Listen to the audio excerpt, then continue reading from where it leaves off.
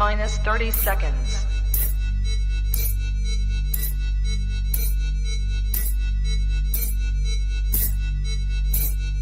T-minus 20 seconds.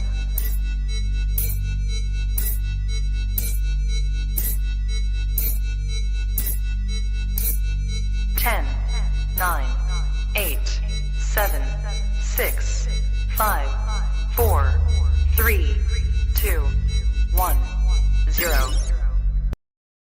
The following program is rated TVMA for language. We want everyone to be able to enjoy the program, but sometimes things happen, and we may say things that may be offensive to some or non-conducive to others. So in other words, shit happens. Oops. Niggas coming.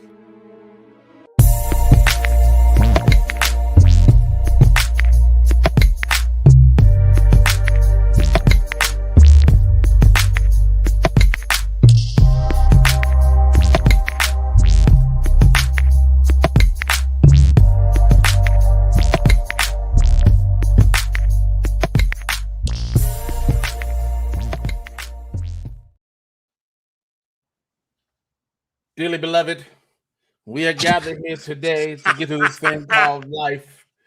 Electric word life. It means a mighty long thing. But I'm here to tell you there's something else. This Swaggy Blerd's birthday. Ladies and gentlemen, welcome to another all-new episode of Blerds N The Hood with me, your resident supervillain, Mr. Jay Washington. I'm the Swaggy Blerd Winston A. Marshall. I forgot my name for a second. I ain't even started drinking yet, bro. What is wrong with me? That is insane. That you. I was like, was there a reason for a pause? I literally my brain cut out. Who did that? Who did that? You know what? Me. I'm not playing. I don't give a.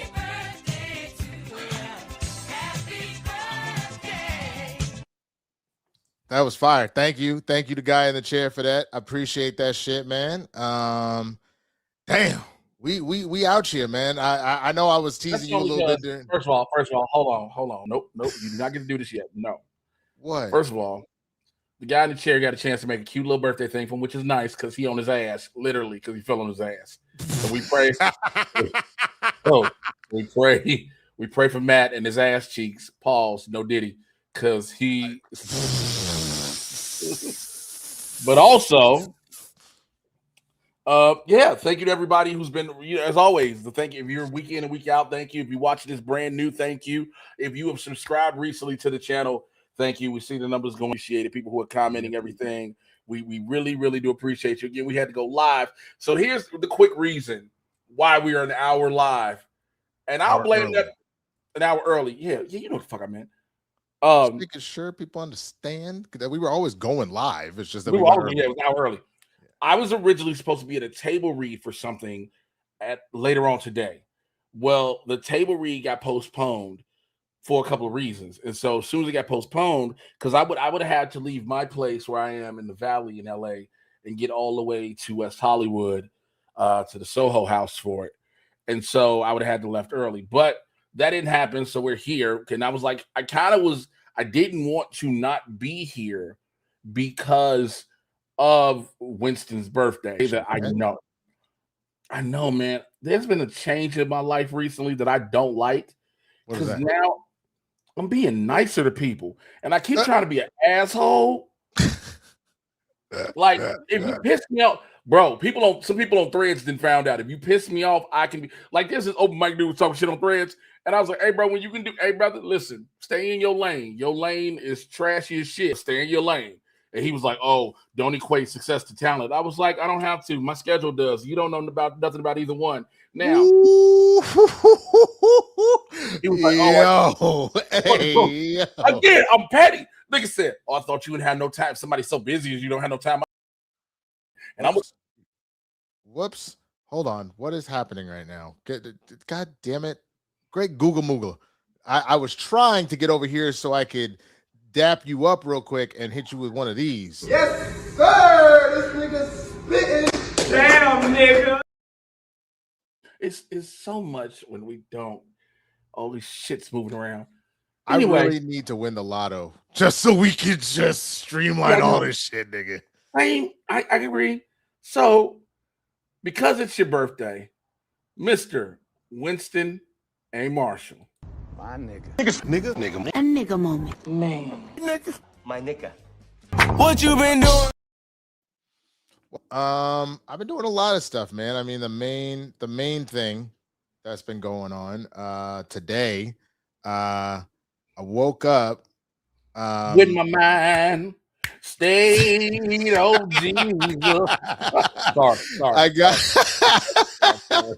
I got up. I went to go get a haircut, man. And it's funny because today, if that's any way indicative of how my next year is going to go, that I actually kind of rock with it a little bit, just because what the year essentially, what this whole day was I had a plan for something.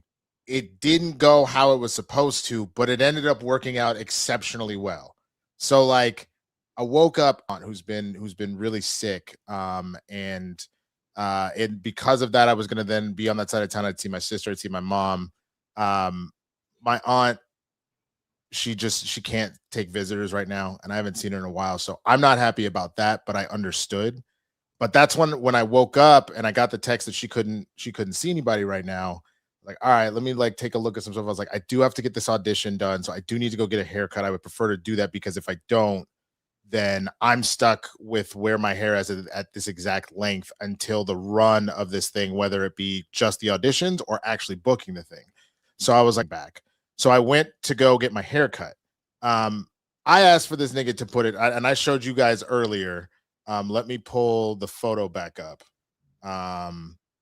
Because this is not the length that I actually wanted my haircut at. This is actually significantly shorter than what I wanted. So my hair normally at the length that I have it on my headshots and everything else looks like this. There. So that is the length that I wanted my haircut to go. He was a fairy. You just have a bad bitch look in your eyes. I'm sorry. Couldn't help it. My bad. Bitch, go away. So he started cutting it, and I was like, I was like, nigga, is that gonna be long enough for me to twist? He goes, yeah, brother, you can still twist it. And I was like, fuck, he really did cut it too short. So I said, you know what? Go ahead and throw a side part in there a little bit, and let me just kind of rock with it. And honestly, this shit look clean as hell, man. I'm looking quite dapper. And to pair that up, man, the weight loss that I've been going through too. Normally, I liked having my hair a little bit bigger because it didn't call attention to like my size as much. It kind of it had a way of kind of as an optical illusion making me look thinner. So now that I've been dropping some weight, seeing with my head shape like lower cut, I actually don't mind it at all. So there was that. But as I went to pay, all of a sudden I realized my license expired. I forgot that my license was expiring, so I had to go to the DMV. So I tried to do it here at home. It wouldn't quite do what I needed it to do. So then I went in person. Woman put me in the wrong line.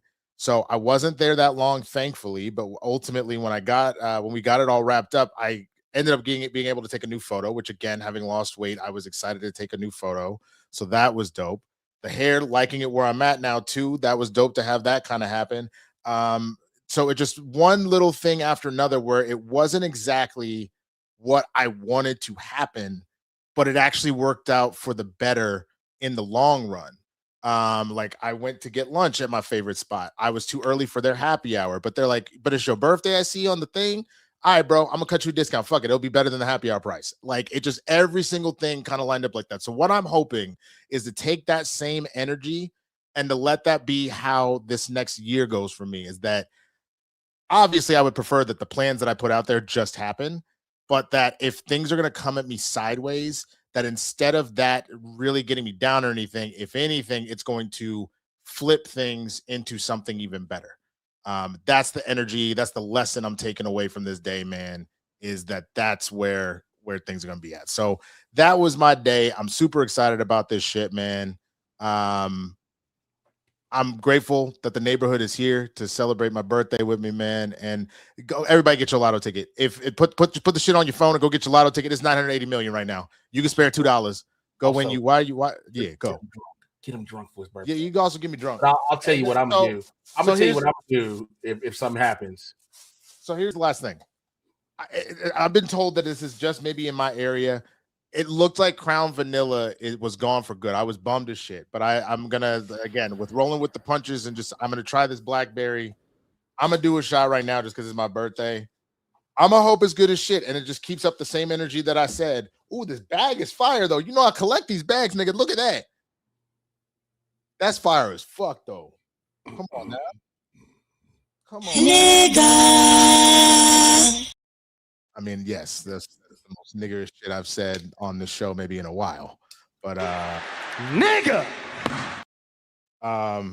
So hold on. Let me try this shit real quick. You doing a shot with me? Yes, I will, sir. Hold on.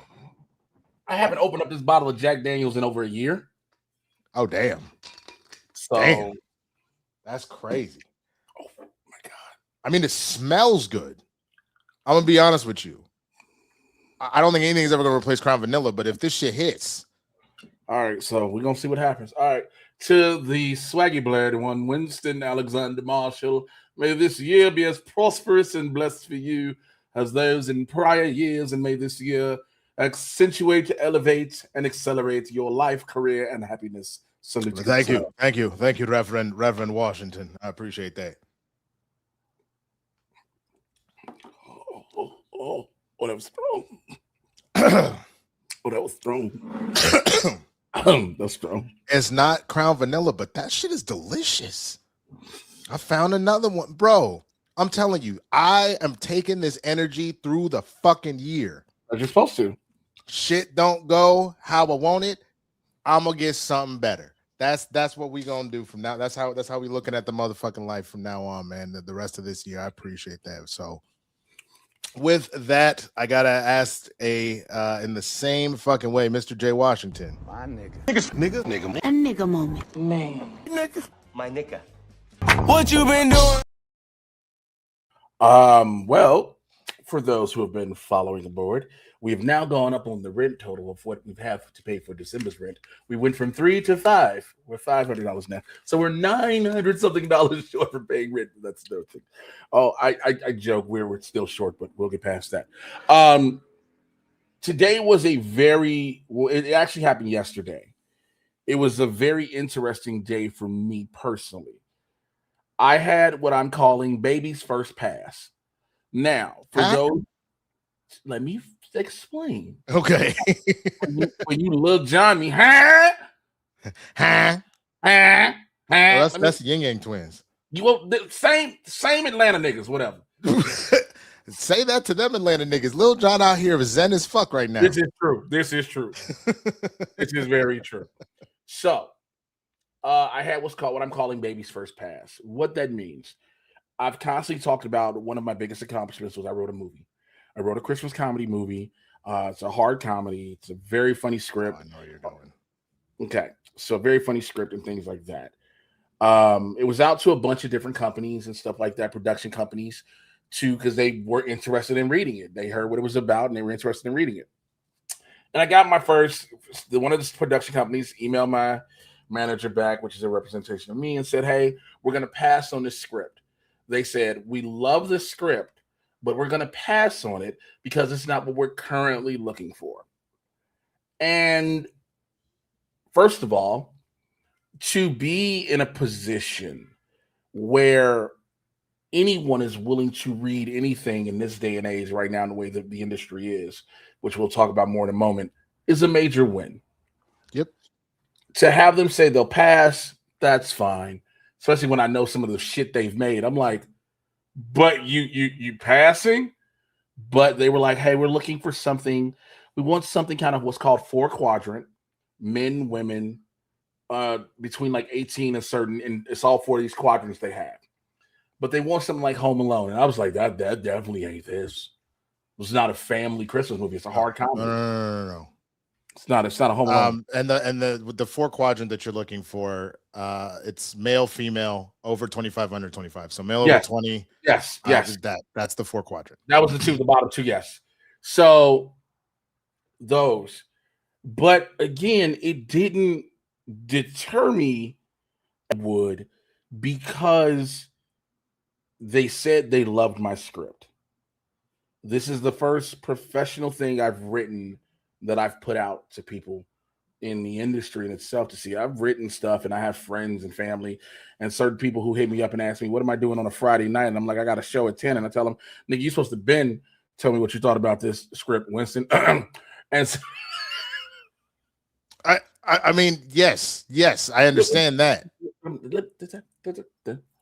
But that was the thing. But I joke around, but it's like, to know that, you know, it was given a chance to be read means a lot. I've said this recently. I've been at a position and a point where I feel God is testing me heavily on so many levels, from my patience and my resolve, because I'll make this quick. There's something that's been taping in the city of Los Angeles now for several months now. And a lot of comedians have taped it. Some may actually be clicking in and watching this right now. And it is what it is. A lot of comedians have taped it, and I'm happy for 97% of them because I know them personally. The other 3% I don't know, I'm happy for you, but I can't have that same level of happiness. What? Just the way you were saying that, you were like, 97% I fucks with. Good for you. 2%, I'm like, I don't really know you like that, so we good. Then there's that 1%. Go fuck yourself, but good for your opportunity. Like, you know, there's a 1%. Die slow, but it's not. But I have seen, but that's not the case. That's not the case. It's not the case at all. But I have seen so many comedians doing it, and I've not been asked, and I've not been even, you know, I don't even know if I'm in consideration to do it. And I say this, 2 years ago, me would have crashed out so hard over it. Fair. 2 years ago, me would have been like, hey, this is some bullshit. All these people can do this show. And I would have said the show's name and the things like that and gone on this whole tirade. But now I'm just like, yo, God must not want me in that space. And what also frustrated me is meeting people involved with the project and them saying, oh, yeah, just email me and blah, blah, blah. And then you do it and then you don't hear anything. And I'm like, bro, and I use bro gender neutral. Bro, if you're not going to rock with me, don't rock with me. It is what it is. I have learned over the past couple of years through prayer, meditation, and therapy, I'm not for everybody and I'm fine. But do not, this is the Chicago in me. Do not bullshit me to my face. Fair. If you don't want to rock with me, you don't have to. I am not going to beg anyone for anything. I have faith and believe that God has a path destined for me that is going to yield a bountiful amount of blessings that is going to be an abundance and overflowing. So I do not have to beg. But don't bullshit me. Yo, if you ain't gonna rock with me, you just not. And so I knew that has been a testing of my faith. Again, situations where you're looking at bills coming and back to back to back and everything, and you're not able to do it, testing my faith and my resolve and trusting in God in the good and the bad. I'll be honest, it is Christmas time, and I am not in the holiday season. I'm not. I refuse to put up my Christmas tree. I normally do that every year. I refuse to put up my Christmas tree, my lights. I can't get into that season. I can't give my kids these different things, all these, you know, et cetera, et cetera. And so I'm trying to keep my faith and my resolve. Like I talked about last week, so many people go through seasonal depression, all those different things. So I just think I'm being tested in a lot of regards, but I think I'm going to pass that test. And if I don't pass that test, also, here's the biggest thing too I wanted to bring up, and this is a slightly side note. It is holiday party season, which is I also deem as how strong are your kidneys? How strong are your liver and kidneys? Because liver and kidneys, because bro, I legit went to the Comedy Store's Christmas party this past Sunday. Man, I had to tell myself we got to go. I was 12 shots in. It started at 8. I got there about 8:45. I was 12 shots in by 10:45. I said, and I still got at least 2 more clubs. I still got the Laugh Factories and the Improvs next week. No telling when the Ice House is gonna do theirs, bro. No telling when HaHa's gonna do that. Dude, I have my agency party tomorrow. I have Casper's birthday on Saturday. Mine is the all-day thing, and we drink and watch football. Okay, what time is Casper's thing again? He's in the chat. He can tell us. I want to say either 7 or 8. Because I gotta be because I wanted to come by. I'm gonna come by after I gotta do the store because I gotta be at the Comedy Store at 9:30 on Saturday. It's 8. So I'm coming by. I'll come by after my set at the store. Word. Hey, bro, I'm dying at some of this. Holy shit, Winston got to pay. What happened to Winston's hair? Looks good. That nigga got the Franklin cut from GTA 5. 8 p.m. This thing is at 8. I thought I saw something in the chat that I wanted to. Where the fuck is it? Cheryl said something. 4 quadrants sound like the same old boring stuff. Now, here's the thing. Let me just say something, okay? We're in a day and age because of this current administration, which will lead us into our first topic, where everything is going to try to skew to the middle of the country, not the middle of the road, the middle of the country, to the flyover states. Yes. But the only thing I will say, 4 quadrant is not a Trump administration anti-DEI anything. No. I'm not saying no. I know it's not. No. Yeah. I know. Okay, no. But, I didn't get Go ahead. That's all. All I was going to say is like, no, so I know, for example, I personally, I know, but we got to tell. Of course, we got to tell the neighborhood. 4 quadrant isn't a Trump administration thing. Not at all. No, that is just a regular standard by which the industry works. It's a regular standard. It's a regular thing. But a lot of stuff you finna see in the next year or two. Let me see. How do I describe it? What color is the back of this? Hashtag FFFFF. For those that don't know what that is, go type in the word hex code and then write hashtag and put 4 Fs next to it. 6 Fs, excuse me. 6 Fs. Hashtag 6 Fs. You'll see what happens. But so that now, streamlabs.com/Blerds N The Hood /tip. We want to support the bro on his birthday. Streamlabs.com/Blerds N The Hood /tip. Now, I took a regular shot with him, okay, for his birthday. I did not want to do this. I said that was the reason I was going to be here today. My shots today are going to the extreme. How extreme? What does that mean? Jepson's Malort. Oh my God. Oh my God.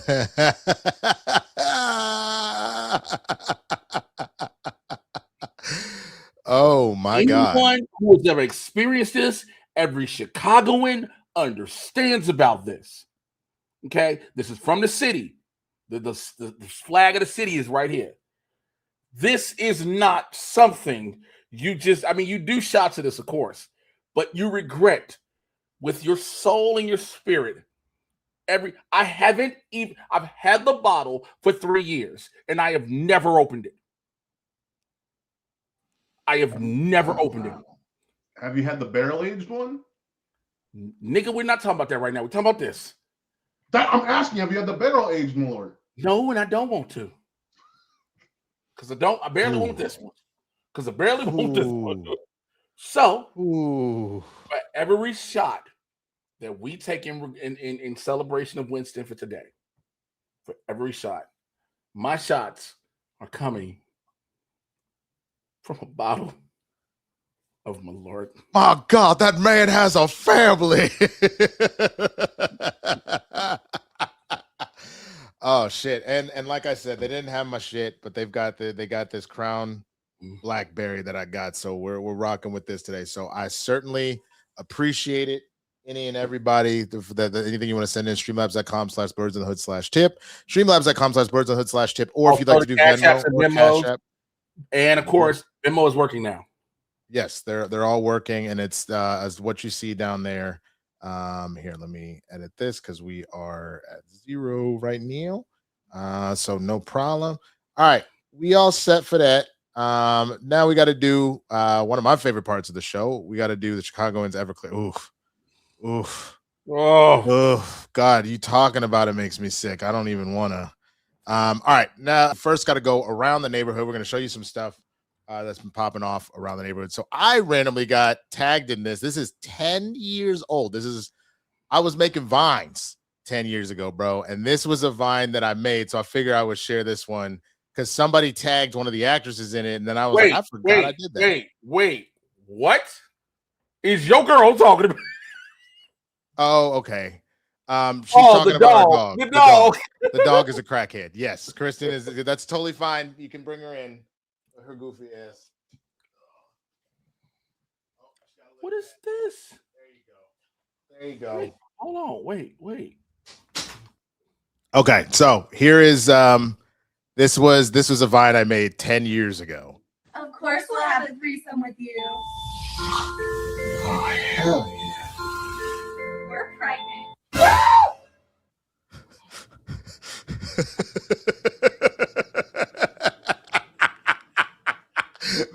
Exactly. That look on your face is exactly. Of course we'll have a threesome with you. Oh, hell yeah. We're pregnant. I see that our man in the chair is over here sweating and shit, bro. He's over here got his mouth covered and shit. Look at this nigga. First of all, let's say this. Look, let's say this. Listen. Okay, I'm trying to make sure I say this the right way. Yeah. Because if this gets clipped out, I know how bad this will go. Okay. You have 2.5 black men here, right? Uh-huh. Because I almost said 3. We know he's not the third. And rude. You leave that man alone. He runs the goddamn show now. True, very rude. I'm sorry. And we all have preferences of the type of women we like.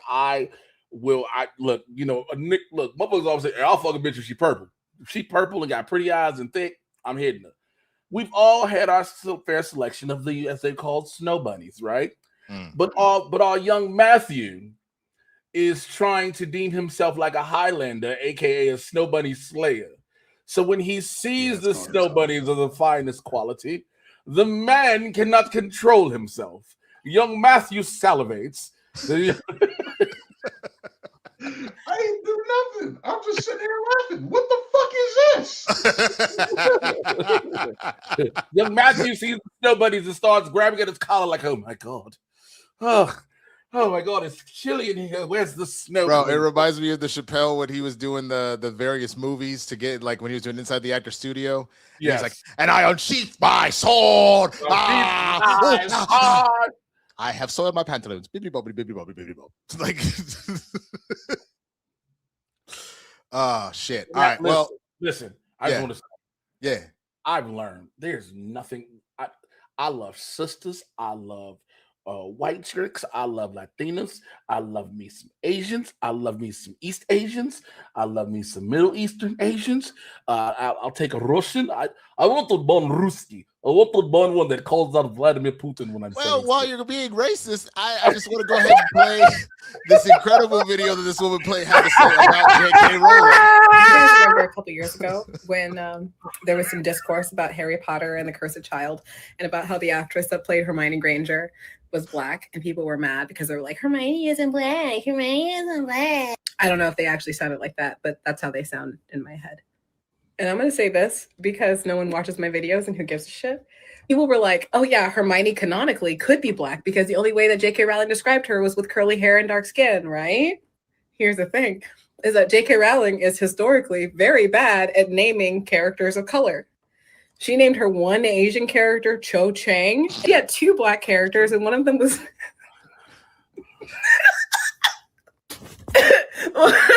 one of them was named Kingsley Shacklebolt.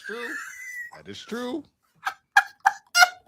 So wait for it. I just think it's really funny that you think that she would give us a beautiful Shakespearean name like Hermione Granger.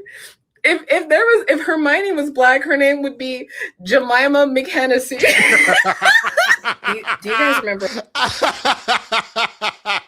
To be fair, we got 3 black characters, but their names are Lee Jordan, Kingsley Shacklebolt, and Dean Thomas. So yes, the most generic black names you could think of.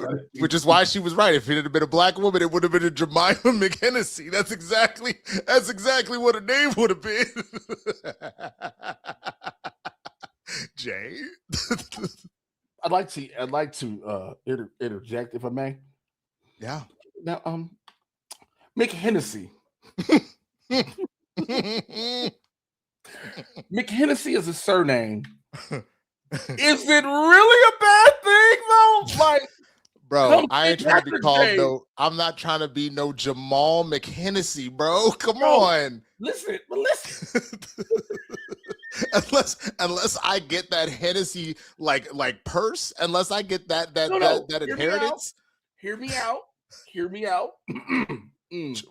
Jemima McHennessy. On St. Patrick's Day, right? You know how everybody goes around like, kiss me, I'm Irish. You could be, I'm Winston McHennessy. Like, or my name is Winston McNewport. You know what I'm saying? Winston McNewport. My name is Coors McBudweiser. Keep workshopping it. You got it. It's fine. Look, the problem was, man, I you don't watch a lot of anime, do you? Not as much as I should. I watch a lot of porn. You weren't ready to just hit the... First of all, y'all can't see that. You're not ashamed of yourself. Are you not embarrassed? This is really embarrassing. Not even what I wanted to play, but it was the fastest thing I could find. Both of them was checking. I watch a lot of porn. Both of them, because I'm gonna be real. Look, let me tell you something. I can look. I don't watch porn as an addiction. I watch porn as a dopamine hit sometimes. So just like, all right, here we go. And I understand. Like, you know, sometimes people are like, oh man, it's a sleep aid. If I need to go to sleep, you know, out, right? If I need to take a quick nap, out, right? But also, watching porn has had a lot of benefits. Here's why. If you thought racism on Facebook was something, racism in porn comments is insane. Jesus Christ. God damn it. God damn it. You know what? Don't you know Who what? don't got no bitch? First of all, all right, well, here's another one of those him. Send me a video. Her. Woo! Let me catch my breath, dog. Let me see you stick it. Do it till you stick it. Let me see you stick it. Do it till you baby say, baby shake, baby talk, baby stick, baby do it. Woo! That's what I mean. When I say send me a video, send me that. You ain't even got to be sexy with it. Just bust it open on a handstand against the wall. As a matter of fact, here's the thing. I'm so much if I'm asking you for a video because I'm playing around or whatever, I'm not like I'm saying send me a video. I mean, you can be doing some silly shit. If you fall, it's just between us for the chuckle because you know I'm gonna get a laugh out of it. You know what I'm saying? Fair. That's totally fair. Are you? I gotta ask because you're technically an elder. No, not that nigga. You're technically an elder millennial. You're not Gen X, right? Bitch, I'll kill you. Hold on. I didn't know if you were the baby of Gen X or if you were an elder millennial. I honestly didn't know. I hate that term so much. I'm also an elder millennial, nigga. Calm down. Not. You can't be. We're 10 years apart. Then you might be Gen X. No, we're not 10. No, we're not 10. I'm sorry. Oh shit, we're not. I was like, you're 48, nigga? We're 7. Okay. So that's a good hold on. Let's see. For the record. Let the record show. I want the record to show. Make sure real quick. So you were born in 1980. Yes, I look good. Okay, so you're Gen X technically. You're technically cusp. I look good for my age. You look great for your age, but yes, you would technically be Gen X. So the reason why I say that. Hey, Winston. Yeah. Toy said, "Shit, that video was hot. Play it again." Okay, I'm gonna have to pull it back up because I already closed it. But give me 1 second. Here it is. Hey, real talk. I have watched some of the wildest porn categories. I'm not gonna lie. I'm not saying you haven't, and I'm sure this. Are you out of your damn mind? This is how it starts. Oh, where's the audio? Woo! Let me catch my breath, dog. Do it till you stick it. Let me see you stick it. Do it till you stick it. Let me see you stick it. Do it till you baby say. Hey, here to that point, here is the next part about that. Uh-oh.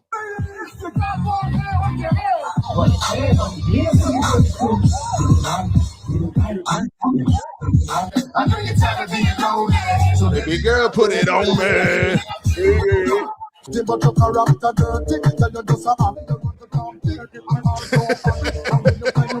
Dill, so the boy get killed. Look at dill, you better sign on the will. I mean, they're not wrong. That's kind of exactly what happens, and I know that you rock with that shit too. At this point, it's us doing one drink in hand, doing one of these, and just lyrics to every fucking song, bro. But also, here's the thing about that though, and let's just keep it. This is me trying to be as serious as I can in a moment. Mm-hmm. People make jokes about it, and like especially the younger generation, Gen Z, and all, and be like, "Oh, look at these older people." But this is how we have fun. We be at a party having legit fun. Yeah. Nigga, that music come on. Let me tell you something. It ain't nothing in my life I love seeing more than millennials and Gen Xers when back that ass come up, try to realize how much more time they got on them knees. Bro, well, the funny thing is, everybody hits it for the length of the song. As long as they're not back to back, as soon as that song's over, oh Lord, where the fuck is the chair? they will bust ass. Like they in their 20s. Back that ass up and swag surfing back to back. Now motherfuckers is exhausted. Exactly. You literally, if you put them back to back, that's probably the night. You're probably like, and now I need to go home. But if you break them up, it's been fun. Thank you, everybody. Thank you. You break them up. You do at least one of them, man. Like one, give it some time, do the other. Then you good. Then you just got to ice your knees the next day. But there you go. Which is also, someone said she also got some nice millennial titties. Do not play it. Go to the next one. So here I won't. So here's for all of them white liberals that all of a sudden quote unquote got woke. This type of behavior from the government is completely unprecedented. Never before have we seen this level of open corruption, brutality, and racism coming from our elected officials.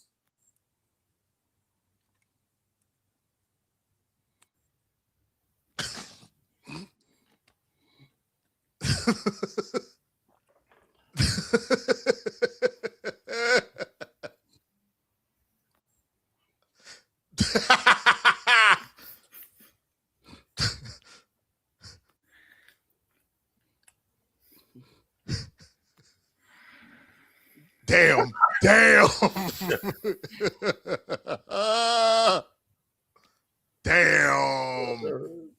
Oh shit.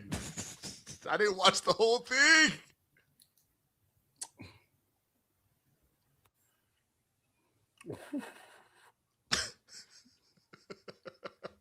This type of behavior from the government is the person right here. This could have been hours long.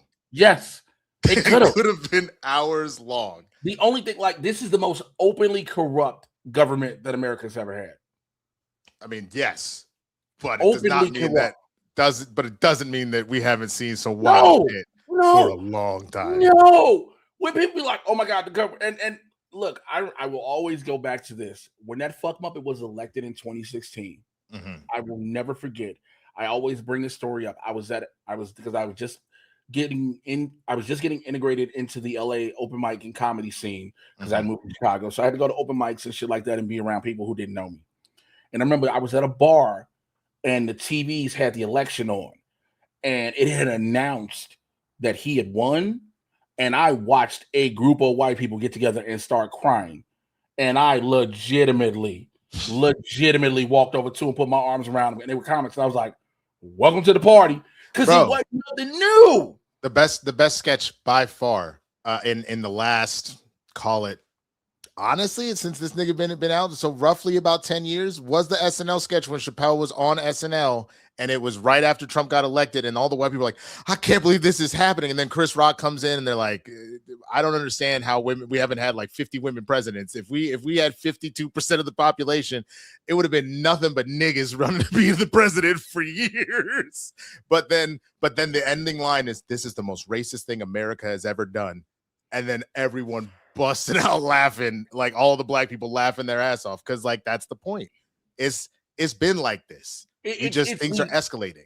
Things are escalating. We joke about it a lot, and a lot of people are, people say, "Well, people are directly affected." People were directly affected before, and the thing is now, because they knew this was the last bastion of of hope that white supremacy had this past general election was it fought with everything, it cheated with everything, and it got it. And again, we can go into a full discussion on that because it's nice how it's circling back around again. All you had to do was vote for a black woman. You could have voted for the white woman before, but no. Everybody can sit and found every little bitty picking thing they could do, and like we can't do it. And now, do not get me started with the Jasmine Crawford situation. Now that she's announced she's running for Senate, and all of a sudden every fucking body got a problem. But it tells us that because as soon as a black woman does this, you can't handle it, America. Once a black woman says she's going to elevate it, because you're like, nah, let me find and cherry pick all these things, and then people, well, here's my reason for not voting. But then you complain about this shit that's happening, like things would have been the same. I digress. Go ahead. No, it's all good. And I'll say very quickly about the Jasmine thing where I need people to chill. If all she put out so far was essentially what we got 2 days ago about the Supergirl trailer coming out tomorrow, it was about a 5 to 10 second just for the Supergirl thing of her just sitting at the bench, her hair blowing, and it's like Supergirl, and that's it, right? Mm-hmm. All this video was so far Jasmine's announcement by just him picking at her, and that being like, I'm running for Senate. That's it. Now, if the first speech, rally, whatever is going on, if she focuses too much on, in my opinion, if she focuses too much on I'm anti-Trump, Trump is the devil, etc., but doesn't go forth and present policies, she will have an issue. Because the one thing that I will say, people want to hear what you're going to do. They know Trump is bad. So what are you going to do? So I pray that the first major thing that she does, speech, whatever interview, is about how she's going to change shit up. And if she does that, she will knock it out of the fucking park. But anybody that's coming at her because she put out a teaser just to announce she's running, what did you want her to do? You want her to be like, I'm running for Senate, I'm gonna do this. Okay, bye. Like that's no. There's a whole nother reason, and it skews into some super long tangent, but we got to keep the show moving.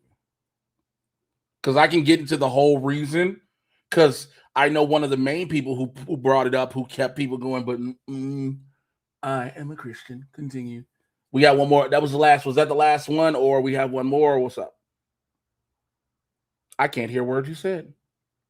I was muted. I have two more real quick. The irony of all this is I didn't even show this to Kristen, but she was like, yeah, no, like actors, like people, whatever, you have to do intimate scene stuff like that.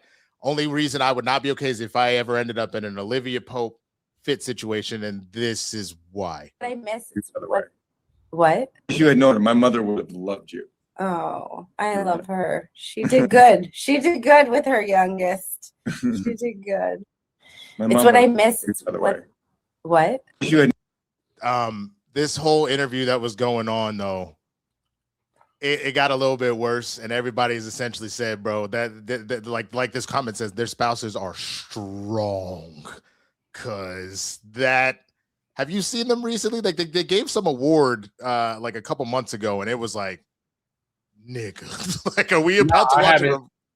I haven't seen the award recently, but we all knew that, like, again, there is, as an actor, we understand the job. Yep. There's the job, but also the job when you are working together on such an intimate level, to be able to separate the two takes a super. Look, I know some stories of people who've shot in Canada, and I will. Yep, we will keep quiet on that. All right, I actually realized I have two more, but one of them had to do with something we talked about last week that I've now watched. I have laughed at this nonstop. Oh my God, these memes have been the greatest. I have been laughing nonstop at this, y'all. But I'm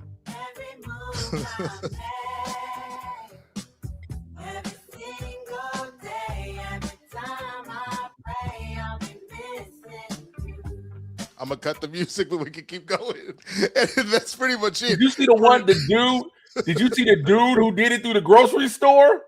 No. There's a dude. He goes, you need to go. He said, you just killed your best friend, but you got to make dinner tonight. And the nigga is outside the grocery store, goes in the aisle, get the shit out of produce, get shit out the freezer, go to the meat counter, get sliced meats, pay for it, and don't ever stop dancing. No, I did not see that.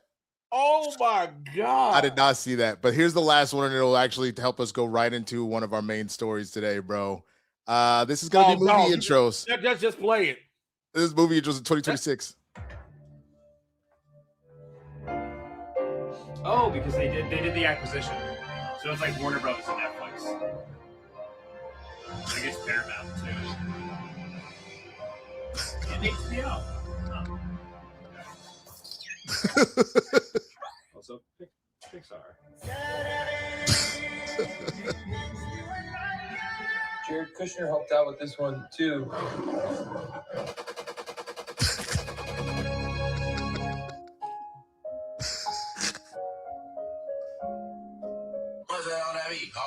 You know, this might not be the best. Yeah, let's turn this off. Oh shit, that pretty much takes us into one of our main stories. The fact that Netflix won the initial bid to purchase Warner Brothers as far as the film studio and oh my god, HBO. Yeah. And now just purchase Warner Brothers as a whole. Discovery will separate off. But the reason why I brought that up specifically, they're also not taking the Netflix is not taking the cable stuff. So they're not taking TNT, they're not taking TBS, they're not taking CNN. Yes. They're only taking the film studio and HBO. Those are going to Discovery. That's what I'm saying.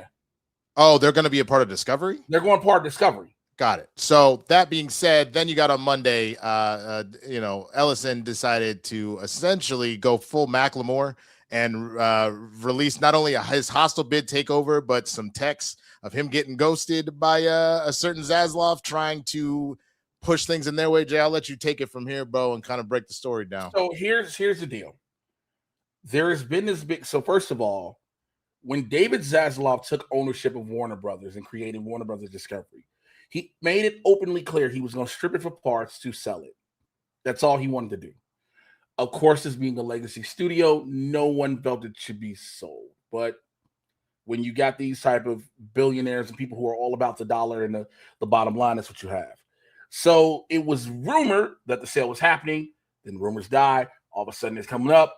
All of a sudden you hear Paramount might be doing it. And everybody was like, no, y'all I'm sorry, not Paramount. Skydance was going to do it because Skydance just acquired Paramount. And so everybody was like, no. Y'all just took a legacy studio in Paramount. Now you want another legacy studio. And the problem with that, with Warner Brothers being under the Ellison umbrella, is because the Ellisons, primarily Larry Ellison, David Ellison's father, is buddy with, take a guess. So what that would potentially do is put news. Already CBS is skewing so far right now. Oh my God, they're interviewing Erica Kirk. A grieving widow. Fuck that bitch. That's from my heart. And you can say I said it. I swear to God. Now, so it didn't happen. But then out of nowhere, Netflix came through. And Netflix was like, yo, we're putting in the bid, and they won the bid. Here became the issue. Back in April, Netflix CEO Ted Sarandos openly said, we do not really care much about theatrical releases and theatrical windows. We're more focused not on the movie-going experience, you watching at home, you watching on your phone, on your laptop, on your tablet, because Netflix is all about streaming. Now, you may say to yourself, Jay, well, Netflix has some movies that go to theaters. Yes, they have to, solely to qualify for the Academy Awards. A film has to be in theaters at least 2 weeks to qualify for the Oscars, which is why it's like you be like, damn, I ain't hear no promotion, I ain't hear nothing about it. They do the minimal, just to say it was in theaters. Well, now again, the bid from Netflix was $82.7 billion. which lets you know that's how much this company, Warner Brothers at the time, is considered to be worth. Which also tells you a lot of shit Zaslav was saying for years. We ain't making no money. We losing money, blah, blah, blah, blah. Doesn't mean much. The biggest thing is everyone wants to acquire Warner Brothers' massive library. You can just go down a list of things. Well, Ellison did not like that. David Ellison did not like that. He wanted to be the one to acquire it. So what has he decided to do? Initiate hostile takeover mode. And instead of going to the board of directors, he's going directly to the shareholders to say, hey. That's what a hostile takeover bid is. Hostile You go directly to the shareholders. You go directly to the shareholders. And he is now offering up $103 billion, I believe it is. The main thing that he's doing is he's going 30 a share cash. It's one for of the whole thing. 26 billion more. So, finish that thought because I have like things to immediately like go nah, bro. So that'll be the case. So now the bid, but more than likely, now Ted Sarandos has said we've already anticipated this. When the bid went through, they said we already anticipated that they would go directly to the shareholders, blah, blah, blah, blah. Ted Sarandos is now coming out and trying to say, no, we will not kill the theatrical experience because that's what primarily the number one thing. The number two thing is you do not want the number one streaming company owning the number three. So, but the funny thing is that's the element they tried to go at, and I give Netflix credit about what their counter to that was, and it's like this isn't about streaming, this is about TV share, and to that point, number one is actually YouTube, which is correct. That's where a majority of people are spending their time in front of screens, and then when you think about it, Netflix is actually down there around, I think it's like 8, and adding Warner and whatnot would take them up to like 5 or 4. Paramount, because of all of the market share they have between CBS, CW, VH1, MTV, BET, all that is actually sitting at like number 3. I see Matt wants to say something. Go ahead, Matt. Just so y'all know, BET is dead. Wow. Okay. VH1 is about to come. Yes, go ahead. Go ahead, finish your thought, Jeff. No, go ahead. No, so real quick, I don't know if you guys watched Dan Roll's breakdown of what this merger could mean. Man, I'm not watching nobody else's. I just want to have. This is specifically in regards to Winston's TV comment. Hold on. So here's what people don't know, because Netflix may have shot themselves in the foot going to the YouTube comment, due to the fact that Netflix in the past has basically sunned YouTube in regards to, oh, yeah, they're not real competition because the quality is different. What goes on there is different. They have people put their things on there. We have people make it. We pay them to make it. So those comments could potentially come back to bite them in the ass. I mean, that is certainly fair one way or the other. But I stand by. Here's the thing that I've said multiple times about all of this. And I am curious what you think, Jay, as far as how all this goes. I stand by the fact that none of them should be the ones to be buying this whatsoever. If where we're at is that we are forced to be in this position, it would have been better if it had been a company that has nothing to do with the entertainment industry that got a hold of this, and then they were getting into the game. So someone had said at some point Walmart was teasing it. I would have hated for the Waldens to have it, to be honest with you, but they don't have entertainment. So the idea, there's only one person I know with the funds who doesn't have a stake in the game that I think should have bought it. Who? One person. Who? Mackenzie Bezos. I mean, that would have been fire if she really wanted to spend all of her money doing it, because I thought she spent she obviously got a lot in the divorce, but I was under the impression she gave a lot of it to charity and set up foundations. She gives a lot of it away, but I don't know how much cash she has to be doing something like that right now. Is the only thing. But I say all that to say all of it was bad, because any of these, if I highly recommend, if you guys don't already, Philip DeFranco does a really great job of breaking news down all the time, but especially with this, he had Elizabeth Warren on, and he did an interview with her, and she broke down the number of reasons why this is terrible. This is terrible, obviously, for any of the workers, because by combining companies, you are cutting jobs, period. Yeah. And because there's less places in town to go and actually work, that actually gives them the opportunity to be like, well, we kind of run shop here, so we're not going to be paying that. Okay. Sorry. That's I was trying to wonder where that was coming in. Right. Because we said about Discovery being separate. Ellison's offer is also for Discovery. Yes. So that's I was going to get to that. I was going to get to that. And that's super important. That's actually super, super important. So it's bad for any of them because of that. It's also bad from the standpoint of so that's on the antitrust side, but it's also bad in the standpoint of bringing up what you just said. For example, if you're looking at the Ellisons and Skydance, as we mentioned, Larry is butt buddies with Trump. They are best friends. They be hanging out all the time. He's donated a shit ton of money. Trump actually was the one that got Ellison to be the buying, controlling stake of TikTok. Oracle now owns TikTok. Yep. And that is the biggest platform in the world currently, still as it runs and all that kind of stuff. So they already started that. Trump has multiple times said, he even said it again today, CNN needs to be sold. Like they're being run completely wrong. Everything about them is wrong, etc. And David Ellison doesn't has like said, the way it covers him. Doesn't like the way that covers him. And David Ellison, as you mentioned earlier, had already said that he would be making sweeping changes to CNN if he got a hold of it. Now, the reason why you want to push this far, and there was a great TikTok video where someone broke it down. It's just too long to play right now. It's like a 7-minute video, but she broke it all down.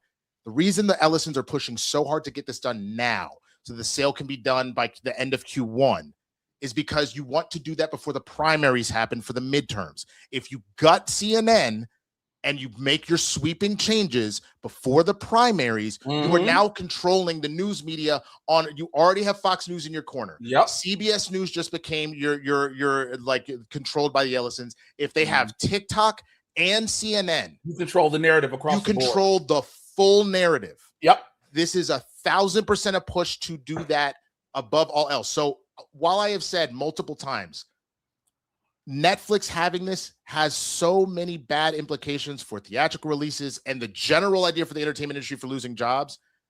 If I have to pick my poison, one of these is breaking my hand. One of these is shattering every bone in my body. I would much rather be in a situation with a broken hand and we have to figure something out with the entertainment industry than we literally are making a state-controlled media and we have a real fucking problem. Yeah, because that's all that's going to happen. People think it's a game and think it's a joke. Again, Trump said, he doesn't like CNN because it does not cover him well. He cannot touch MS Now, as it is called, because Comcast already separated it. Comcast Universal already divested it and separated it off. For those who are not in the industry, I think that's a bigger part. That's a bigger thing to this. Because a lot of people don't fully grasp what it all means. And Winston just said it. Matt even said it. What all of this means. A lot of people outside the industry are like, all right, companies buying another company. They do that all the time, which is true. But it is not a normal situation where you are trying to have one company control. Let me tell you, this dude just did a rally in Pennsylvania to call him to rally up because, again, special elections are happening. And what you're not seeing is things are flipping in these special elections. They're controlling the narrative from telling you, because if you can hear, if you can see that it's happening, it lets you know. Like, granted, yes, it is actually happening. But if you see that it's happening and you being told in your social media it's happening, now that it motivates you and it fires you up to make this change across the board. Case in point, Miami just voted in its first Democratic mayor in 30 years, bro. And the Tennessee election last week. Yes, now, the Democrats lost, but the points, considering that it was like a 13 or 15 point win during Trump the general election. When he won in the general election, he won by 22 points. 22. The Republican barely won by 3 points. Barely. Matt, come in. What's up? Yeah. I want to add to what Jay said, because I don't know if you guys saw the screenshot I sent you before, and then I want to pose a question Jay posed earlier this week. So Donald Trump came out, this is from Variety, that any Warner's deal should include CNN because the people running it are either corrupt or incompetent. Yep. I don't think the people that are running that company right now and running CNN, which is a very dishonest group of people, I don't think that they should be allowed to continue. I think CNN should be sold along with everything else. So essentially, this motherfucker knows what he basically tipped his hand like, he ain't doing that. But Jay on Facebook this week you and because I remember we talked about it in our group chat. You posed the question of the 3 that were in the running, who would your preference be? And you put that out to your people in the industry. Yeah, just say who should have gotten it. Because here's the problem. Because go ahead, Matt. I'm sorry. I was gonna say what of the 3, what would your preference have been? Look, so the 3 were Paramount with this Saudi backing. Netflix. That's the other thing. You don't want a foreign interest involved in the our media. Saudis were going to have it. Right. They said they were going to leave control here, but that they still would have had money involved, and you don't want that. So the third was what? Comcast, right? Yep. Here the issue becomes because now you own.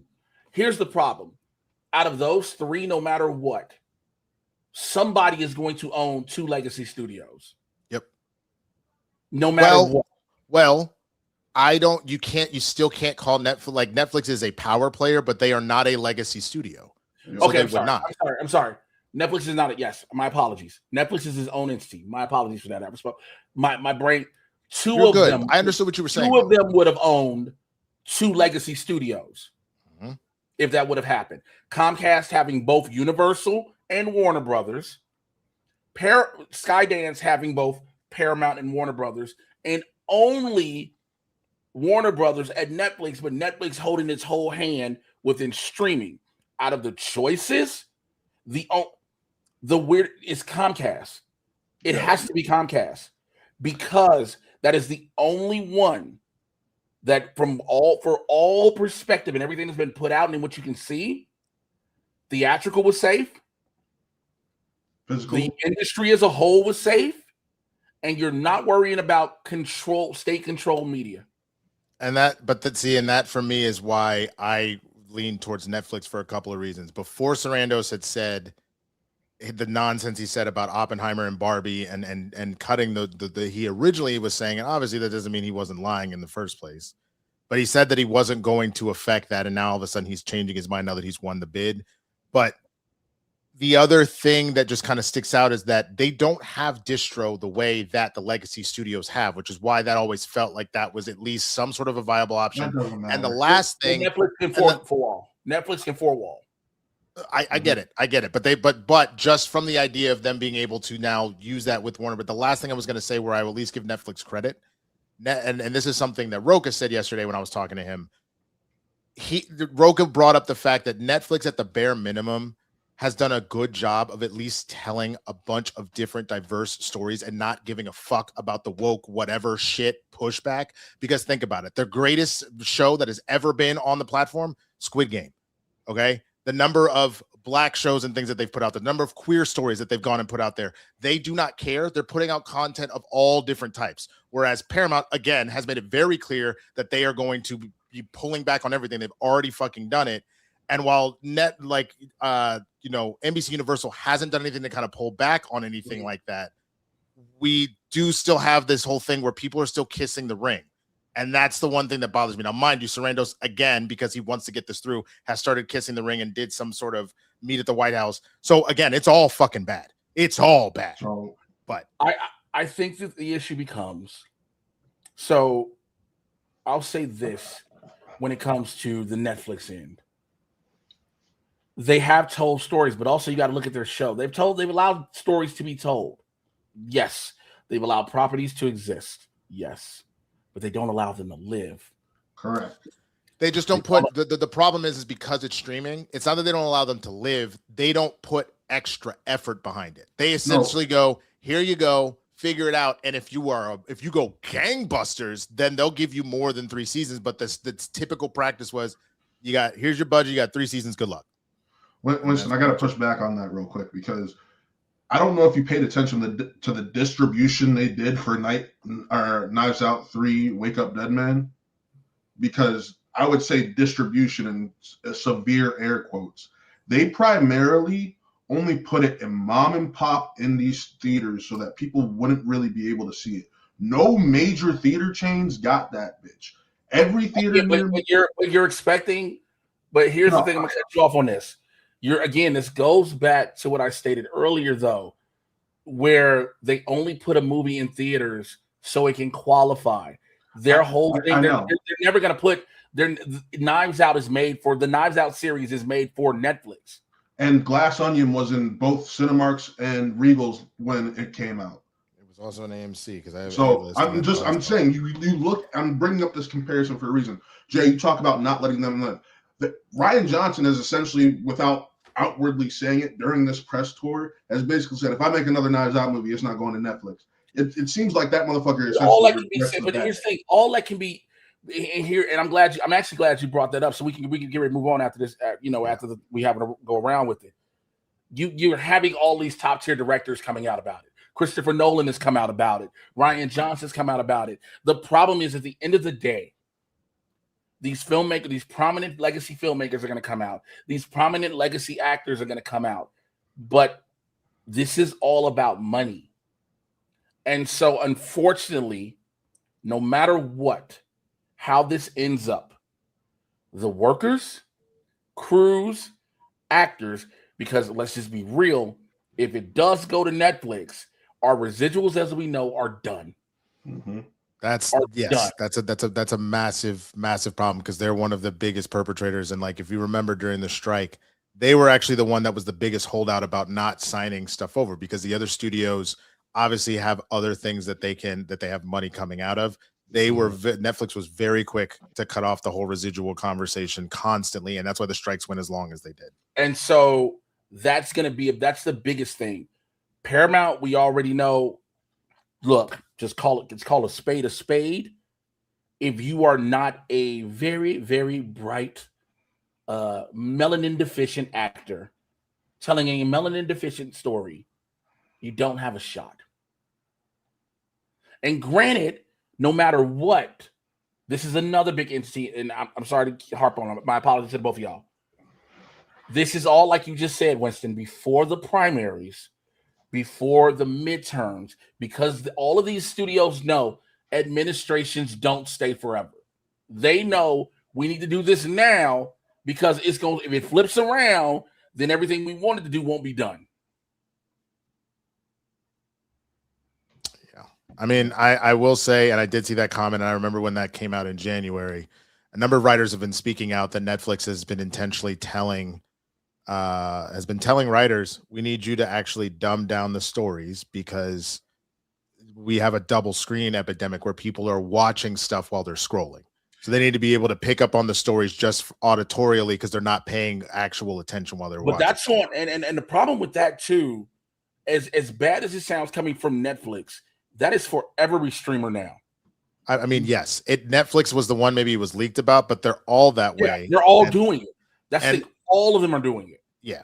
So, Matt, did you have something? I just want to say real quick, Winston, you mentioned. I just want to add, for me, Comcast made the most sense because it was a sale on numerous levels. It would have affected their parks to a great degree, because they'd no longer have to pay royalties for so many different properties. So here's on a business level. It's the one that had the most effect on. Here's the thing. This is the only other thing that and then we really got to move on. That I've constantly been like, where the whole Comcast side of it was not actually a real thing. Comcast has been very clear multiple times. They don't really get into the M&A game that strong. They have very specific parameters of which they do that, and it has been reported multiple times. They put out an offer. It wasn't anything near what the others were doing because they are very strict about even going down that path in the first place. They were not truly interested, but you're not going to pass up the opportunity.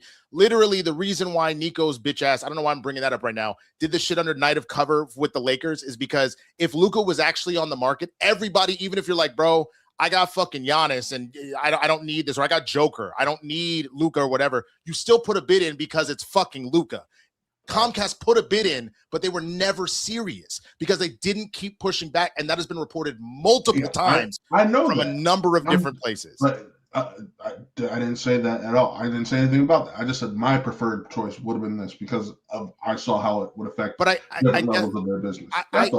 I guess I hear that, and I hear that in the same way of my hypothetical of like a Walmart or some other company that's not involved in it, but they have made it very clear in so many different reports that they were never serious.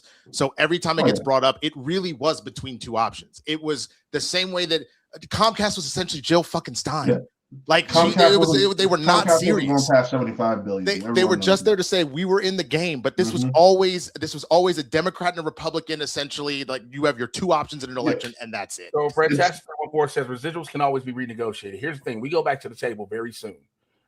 They're already starting the process for our union to get ready to go back to the table. They can be renegotiated, but the problem is again, renegotiations doesn't always be You're negotiating with have to be willing to fucking negotiate when you're turning around. 364 says, my apologies. What were you saying, Winston? I apologize. I was just gonna say when you had, I'm sure you saw the outrage of both what Coke did it last year, but this year McDonald's just put out a fucking all AI commercial and shit. Yeah, you saw that shit, right? Not cool, They pulled it. And they already pulled it because people were going up their ass about it, but it was like they were getting destroyed. Well, because here's the problem with that. Now I'll read these comments real quick.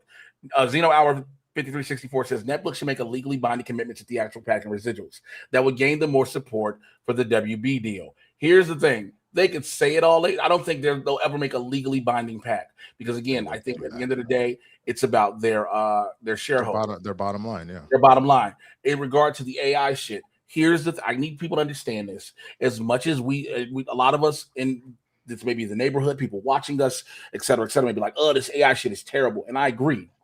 People are still using it and doing it. And because people are consistently using it and doing it, these companies are seeing that. So they believe automatically, well, if people are still doing it, it can't be that bad, can it? And they're now like, well, they'll take a commercial until pushback happens. Yeah. Let's move on to our next story, man. What's the next story? Let's. Well, before we do that, real quick, streamlabs.com/Blerds in the Hood /tip, streamlabs.com/Blerds in the Hood /tip. If you want to get a question in, join the show, join the conversation. We would appreciate that and show some love for my birthday. Everybody for indulging us in that conversation. Hopefully, we enlightened you all to some things, and we got you guys understanding a little bit more of what the industry in itself is going through. I know it's three people who cover film, TV, two who are directly in it. So it may seem a lot of industry inside baseball talk. So we're able to pull the veil back a bit for you guys. A little bit, yeah. So before we move on to our next story, we got to get the poll in for what we're doing for our Am I the Asshole stories. The 4 options today are: am I the asshole for being enraged that my husband is currently infertile? And I can tell you the beginning of that is this man was doing some doping. So he fucked it up. Am I the asshole for wearing a white t-shirt and gray leggings when my husband's ex-wife came over? Am I the asshole for telling a friend's boyfriend that he can't have a traditional wife because he's not a traditional man? Or am I the asshole for wanting to pull my daughter from art class after her friend told me my husband was flirting with her mom? So those are the 4 options. The top 2 will win. Top 2 wins. Hey, man, look, I wish I had a say-so in this vote. Because you can technically go log into your other thing and vote on it if you want to. You just end up being one person. So, all right, vote on the poll. So that will be the potential stories, the Reddit stories we will go through today. Which one of these you want to go to next, man? You want to do the Spotify? You want to do Costco? You want to do? Let's do Costco because I wanted to really get some shit off my chest with that one. Okay, go ahead. So I don't know if y'all heard, which first of all, I wanted to make sure. What the fuck is this photo? Yes, Matt needed his props for this fucking one he did on this one. So Costco. So what happened? Costco said it is suing the Trump administration over tariffs, basically. Because if you do not know what tariffs are, they are an import tax, which means people who import the goods pay the tax, and then they pass the money that they spent down to consumers. Costco does not want to do that. Costco does not want to raise their prices. Costco is like, no, we care about our customers, which is why they won't raise the price of the fucking hot dog, ladies and gentlemen. Thank you. Because Arizona, somebody need to talk to them bitches because they took the price off the can. The fuck? The price was on the can, though. The price was on the can. That was by far maybe one of the funniest moments. And that's where you know Atlanta was written by a nigga that came up in sketch, because that moment was fucking hilarious. The price is on the can. It is on the can, though. It's on the can, though. So, MAGA did what MAGA does. We're going to boycott Costco. We're going to boycott. Now, it's the reason I wanted to bring this up too, on top of the image, but because our guy in the chair works there. But they're going, we're going to boycott Costco. Now, here's the problem with that we're going to boycott Costco statement. You were supposed to have boycotted it months ago when Costco said it was not dropping its DEI initiatives. So which one fucking is it? That's a good point. Real quick, memberships are up. Just so y'all know, signups are up over the last 8 months. So those boycotts, they ain't happening, man. They never happen. But that's what I'm saying. You want to hear this social media? We're boycotting. We're not going to support the derber. But you were supposed to have done it months ago. We're going to boycott the Super Bowl. We're not going to watch the Super Bowl or the halftime show because you got a Mexican from an island performing. We don't want to do that. But you were supposed to boycott it when they said they were doing all this. When Colin Kaepernick, you were supposed to be done. Kaepernick. You were supposed to be done. I don't understand. You're supposed to be done. I don't understand. Real quick, when I got hired on in my orientation, the manager at the time told me Costco's like a hydra. You cut off one head, 2-3 more grow back. If someone cancels their membership, 2-3 more people are going to sign up just because they see the positive effect. So Costco doesn't give a fuck about pissing off MAGA, and that's one of the things that I love about my company. We just added someone who was a part of Joe Biden's cabinet to our board. Damn. So, bro, I got my membership because the gas is cheaper there. I mean, and the booze at the Kirkland and the booze. Listen, Dude. I don't even have them in Ohio. What are y'all doing for New Year's Eve? T is having a party. If you want to, I'm sure you're more. She did send me the link. Okay, I just want to make sure I didn't know. I need a date. Let me tell you, I'm not breaking in New Year's long, kissing myself in the mouth. I kissed myself. This was weird. Every year. You did? Hey man, past 3 years I've been at midnight. And I don't like it. I don't like it. Man, I never mind. Another time. There was something. I better than how I spent my New Year's a couple years ago. Nope, don't want to add. Oh God! Winston knows that one. Winston knows that one. Yeah, so, I do. But again, with all these, the fact that people want to sit, regardless of either, and I've said this on this show numerous times, regardless of whatever political affiliation side you fall under, when you want to holler boycotts, unless you are legitimately enacting real change, it is empty threats. Unlike Target, who fucked around and found out and is still finding out. Yeah, they are. They really, really are. Target they really are. For those who don't remember, they said, because remember, everybody's whole thing was, well, we got to kiss the ring. So he wants us to get rid of DEI, which again, DEI is the new black people. That's all it is. But that's in their mind. But in all actuality, every single graph of actual diversity has shown that the number one recipients from any and every DEI initiative was not black people, was not brown people, it was white women. And you know who else vocally supported so much about we need to end DEI? Those same white women. You know who cried when they lost their jobs because all of a sudden DEI initiatives were gone from their companies? Those same white women. There was a lot of MAGA white ladies that they were not happy. They got real mad all of a sudden. So to understand, this Target was like, oh, well, you know, Trump said, you know, Trump administration, they want to make sure we want to get funding from this, so we got to do it. And this was the one time I can honestly say I remember and recall seeing black people say, you know what, you think we playing with y'all. You think we fucking playing. and legitimately boycotted them and have still done it. And they have been losing money. They've been hammered to the point they lost their CEO. He got fired. Yep. The CEO got fired. He did. That is accurate. So it's just so, it's always baffling to, the hive cult mindset is not as baffling to me as it used to be, because you're in a cult. There's nothing, you don't want to be proven wrong. You don't want to look stupid, which you already do. So you just are in it now, right? This is what you're going to do. This is what you're going for, full force ahead. But to think that a company saying, no, we don't want to pay taxes, and we don't want to pay an import tax that we're going to have to pass down to our consumers is a bad thing, is by far the most baffling shit I think I've ever heard. And you saw that a part of this lawsuit is if they win, they're calling for the Trump administration to pay back what's already been paid. Yes. What's already been paid. Which good for them on that. You want to suck up to this minute. I'm assuming you're working is why I'm still talking, because I'm watching you move, Winston. Yeah, you're good. But I'm also we can move on. No, I just still talking. I was looking at you and I'm like, he's doing something, so let me go.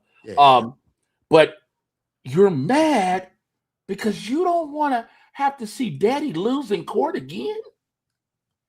He does it repeatedly. Also, you think this nigga's not corrupt. He wants to sue the Department of Justice that he runs to pay him for all the cases they've had filed against him because he feels like he's owed it. I've never heard of a president ever in my life saying, I'm going to sue the country I'm running so they can give me money. But it's not a corrupt person. What are you thinking? Streamlabs.com/Blerds in the Hood /tip. Streamlabs.com/Blerds in the Hood /tip. Again, we are celebrating Mr. Winston A. Marshall's birthday. This is Swaggy Blerd's birthday. Actually, today, ladies and gentlemen. Hey. And we have said, of course, we do our note for those who don't know. If you're new to the show, thank you and welcome. Again, if you're watching on the replay, welcome, which means you also, if you're watching on the replay, you can also do the donations and we will see them and read them on the next show. But we normally do a shot, right? And we're going to do a shot if we hit our $100 in donations. But I'm not doing regular shots. In honor of my brother's birthday, I'm going to actually open up my bottle of Jepson's Malort. And I'm going to actually take Malort shots. God damn it. Ugh. So we really can only have we know what's work. See Sydney Sweeney Sweat. Yeah, all of a sudden she wanted to. I don't want to dive into that because that's a whole separate conversation we can do for another day. You want to summarize it? It's called PR hit her PR. PR people hit our PR people was like, hey, we've announced the date this show is dropping. After the holidays, we are about to go on a media blitz. You are a part of this. We need you to clear this up ASAP. That's all that is. Yeah, I mean that and Christy did not do well, and she didn't. Three of them didn't. Yeah. First of all, I love myself. I love myself enough to torture myself for my brother. That's more what that feels like. Yeah. All right. I mean, look, there's a bunch of stuff here. The only other one, but we got to get to the Reddit and the Karen and all that stuff because we only got 30 minutes left. But I feel like we can laugh quickly that Phillip Rivers is coming out of retirement. I feel like we got to talk about nigga. Tom Brady somewhere like he called. You sent me one video of or you put it on your story of Brady looking at the Green Goblin mask. The Green Goblin mask, coward. You know good and goddamn well he didn't call Giselle. Was like, we ain't together, but bitch, you see this? You see it? It would not. I mean, I think it's more that Phillip Rivers has 11 kids. The man is a grandfather, and he was like, I need to get away from these damn kids. So that nigga was like, I don't want to be around my family at all. I also think that means, and then we can move on. I also think that means he doesn't think he was going to get into the Hall of Fame this time because he was he's a semifinalist. So you automatically reset the clock for the next time you retire for 5 years. He is not eligible anymore by officially joining the team again. Okay, so you don't go in this year. He could have went in next year. But that's the thing. I think part of why he did it, if we're calling it a buck, he's not a first ballot. Like he doesn't have an MVP. No. He doesn't have a Super Bowl. He doesn't even rings. I don't even and I don't think he even has an all pro. So as good as he is, and he was very good. He doesn't have an all pro? I think he does. I think he does from time to the Chargers.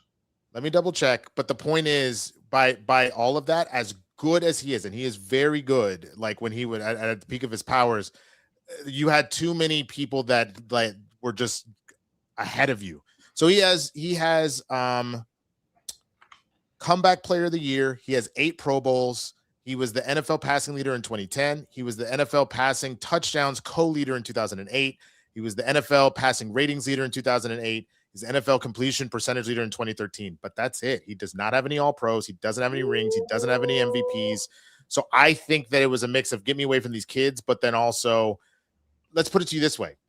The Colts were clearly good enough with their record going into this and with Jonathan Taylor running that if he somehow takes them on a deep run, let alone wins a Super Bowl with this team, that would probably make him an instant first balloter when he's back around, because it's like, holy shit, you came 5 years out of retirement, led this team at 44 years old to a Super Bowl. They would probably make him first ballot for that.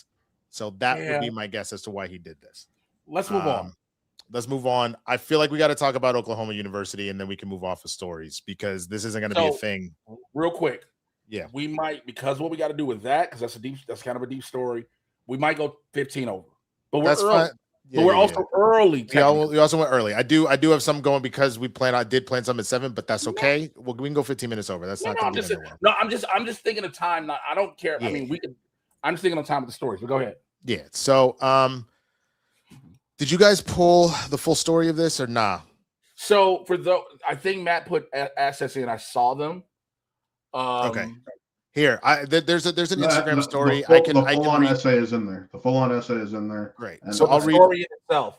So I'll read this story right here. This is somebody's Instagram post of it, but this is it looks like a pretty good gist of it. So a student at Oklahoma University got her instructor placed on leave because the student, didn't like the grade she received on an assignment.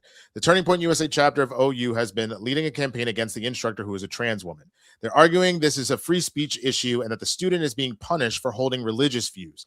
Anyone who reads the essay, though, can clearly see there are no citations, and basically the student provided no evidence to support her assertions. The last sentence is cut off. It said, ... belong to themselves, but they belong to the Lord. She did not follow the instructions for the assignment, and she received a poor grade for it. The instructor, who the student called a demon, wrote thoughtful feedback explaining the grade received. Swipe to read. I can show that to you in a minute. But the university has now placed the instructor on leave. One has to wonder if the student. I think the professor is back.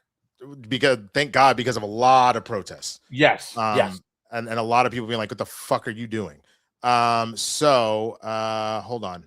So this is the third instructor in recent months to be removed. One has to wonder if the student wrote a terrible, offensive essay to get a low grade so she could start a campaign against the instructor. I hope the investigation will explore that possibility. This is somebody's post. But the essay. So what someone did, because we got bits and pieces, but we're not going to read this whole thing. Right. But it's just so you can see it real quick. So it's on the screen. So when you're rewatching the show, you can pause it and read from it. Right. Here's the problem. When they put this in Grok and every other AI to grade it on the metrics in which it was supposed to be graded, it got a 0. It got a 0. The same thing that she got as a grade. None of it followed the rules that it was supposed to follow. Exactly. And on top of that, like, people try to be like, oh, they did this to her because she's quoting the Bible. But that's the thing. When you actually look at it, she doesn't actually ever quote the Bible. She's just paraphrasing random shit and doesn't cite anything. You have to cite the verse. You actually have to cite the verse, the area that's, because again, there are plenty of people that have written plenty of academic essays and have included the Bible as a reference, but you need to follow the rules of citing a source, which she didn't do. It is literally one of the worst essays that I have personally seen, and it's kind of ridiculous. But then again, people are just out here in these streets just causing drama for no reason. So, I mean, Jay, I'm still trying to find the Grok grading because I did save it. So yeah, it was somewhere.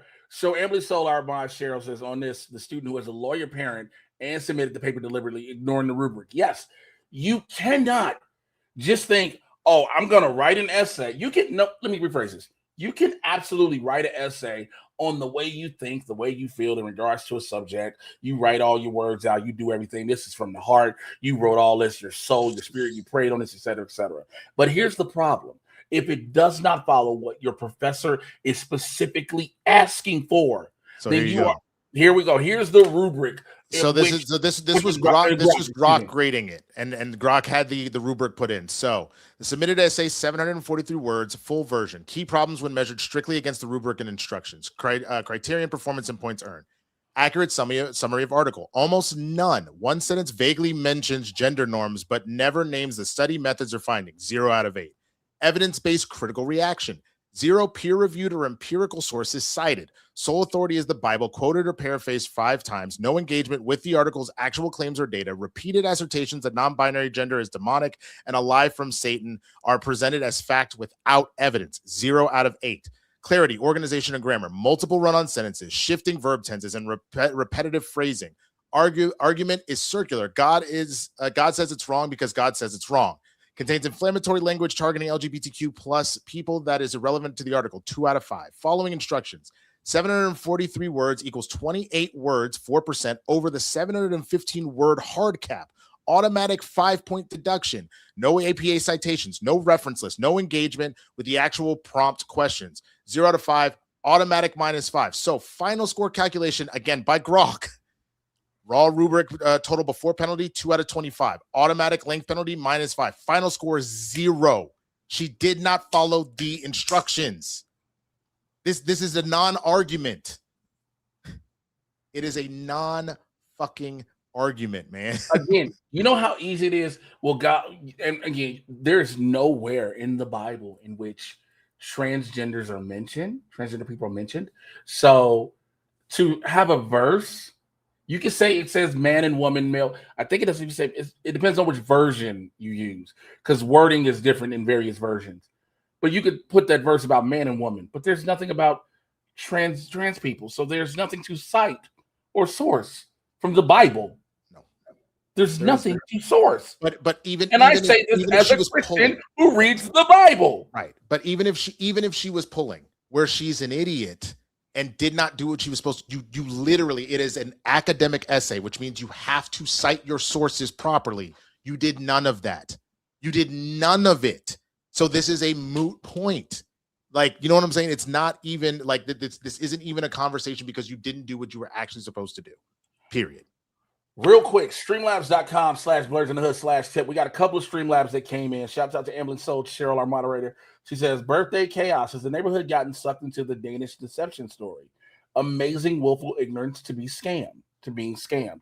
Oh my God. That's the African people, the family that got scammed by this, because this chick was dating a white dude and he was like, he was rich or some shit, or he was famous, and like all the shit he said with a basic search could have been verified, but he scammed him out of like $50-something thousand, if I'm not mistaken. Please tell me that's the story I'm talking about, Cheryl.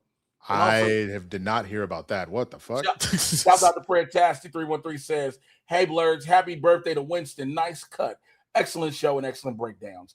I'm cool with Netflix owning WB because their money isn't dependent on box office and can sustain bad turnouts. Here's the issue with that. But again, the theatrical, I get where you're coming from, Fred, but the theatrical window about the movie-going experience, and again, streaming residuals and funds. And Dwayne said it was also a co-professor course. The other professor also said she got the grade she deserved. So she picked the one professor to focus on, the trans professor, to make it seem like she was being targeted and she was being, what's the word I'm looking for? She's being victimized and all this shit. Bro, it wasn't just any African family. It was one of the people from Bachelor Nation. What the fuck? Shit. Oh, shit.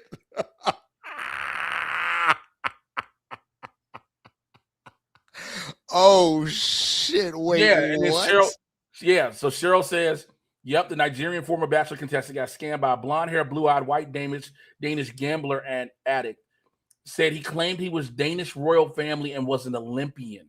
Yeah, I knew it was some wild shit. He said he was all this, and it could have been easily verified. Oh shit, bro! That is." God, I feel like there's a stand-up joke in there, bro. Oh, there is. Just give me a moment. I mean, just like I'm literally thinking about all the Nigerian prince scams. Who knew a Nigerian? The Danish prince. Now white people it was a full flip, bro. It was like DEI scamming in reverse. Now there's white. Oh boy. Oh boy. Who knew a Nigerian would get scammed? Oh no. It's in their DNA to do the scamming. From You're on your own. You're on your own. I'm not. You said the joke, and you said you wanted the joke, and you will let the stand-up comic happen. Yeah, you goddamn it. This is not your set. This is not your set. You asked the stand-up comic to have the joke. I know. All right, so let's look at the poll. We got to pick our stories and see what you guys voted for. And it looks like the two that won are pulling my daughter from class because of the wife.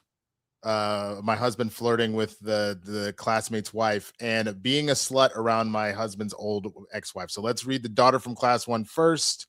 Am I the asshole for wanting to pull my daughter from her art class after her friend told me my husband was flirting with her mom? I'm a 44-year-old female daughter, 13-year-old female, does not have many friends at school and has been getting into trouble because of her behavior. We have been trying to get her involved in more activities so she could meet new people. She started an art class a few months ago, and it seemed to be going really well. She gets along with the girls there. She's especially connected with one friend, a 14-year-old female. I have met this friend's mom a few times while picking my daughter up.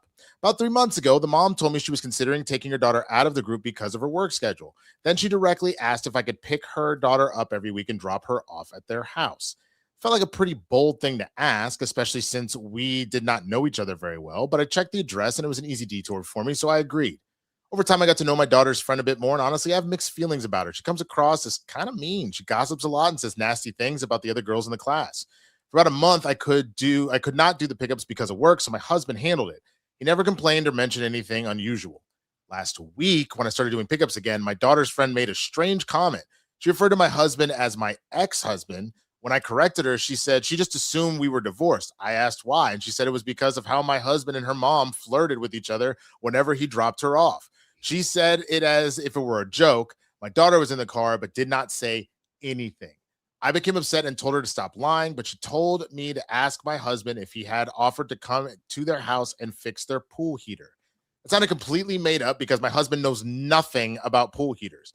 The night I asked him, and to my surprise, he admitted he had said that. He told me it was just a throwaway comment to be polite, and he never planned to actually do it. We had a big argument. He denies having done anything inappropriate beyond that. Now I'm considering taking my daughter out of the class. I do not want our family involved with that other family at all. But at the same time, this girl is my daughter's only real friend right now, and she loves the class. I'm not sure what to do. Am I the asshole? Bro. Wait. So the mama is making up bullshit to try to get the husband to sound like. Or no. It sounds like the little girl, like the friend who's a little mean girl. She's just starting shit. Yeah. So whether or not they actually flirted, I don't know. But I don't even know if the little girl knows exactly what flirting may be like. Because she sounds like a little shit. Have you met a little piece of shit? Like she always talking shit. Like she might be a little asshole. Look, you know what I'm saying? There are, ladies and gentlemen, boys and girls, parents that watch the show. This is coming from a father of two. Children can be assholes. They can.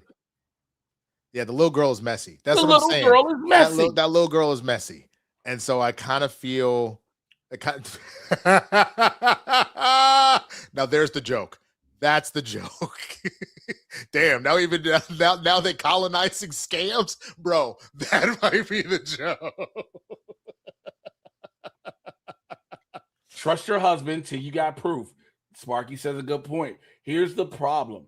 We're in a day and age where these new relationships, not older ones, and when I say older, I'm talking between five and up, right?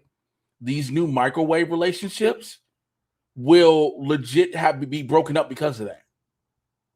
Because then you'll have them, the husband and wife arguing because the little girl being messy, and now the husband like, what the fuck are you talking about?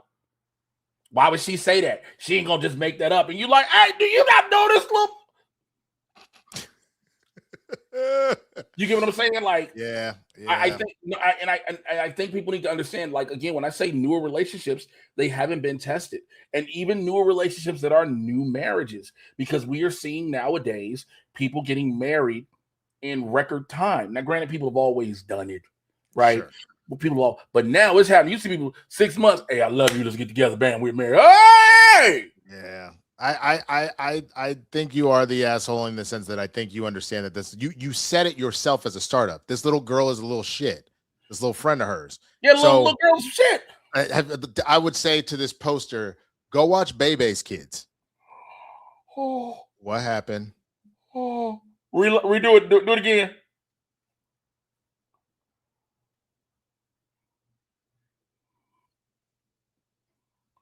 Damn. Oh. Damn.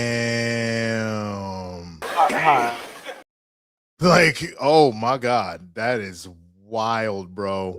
Absolutely wild. Imagine that your marriage gets destroyed by a child's gossip. That's a good point.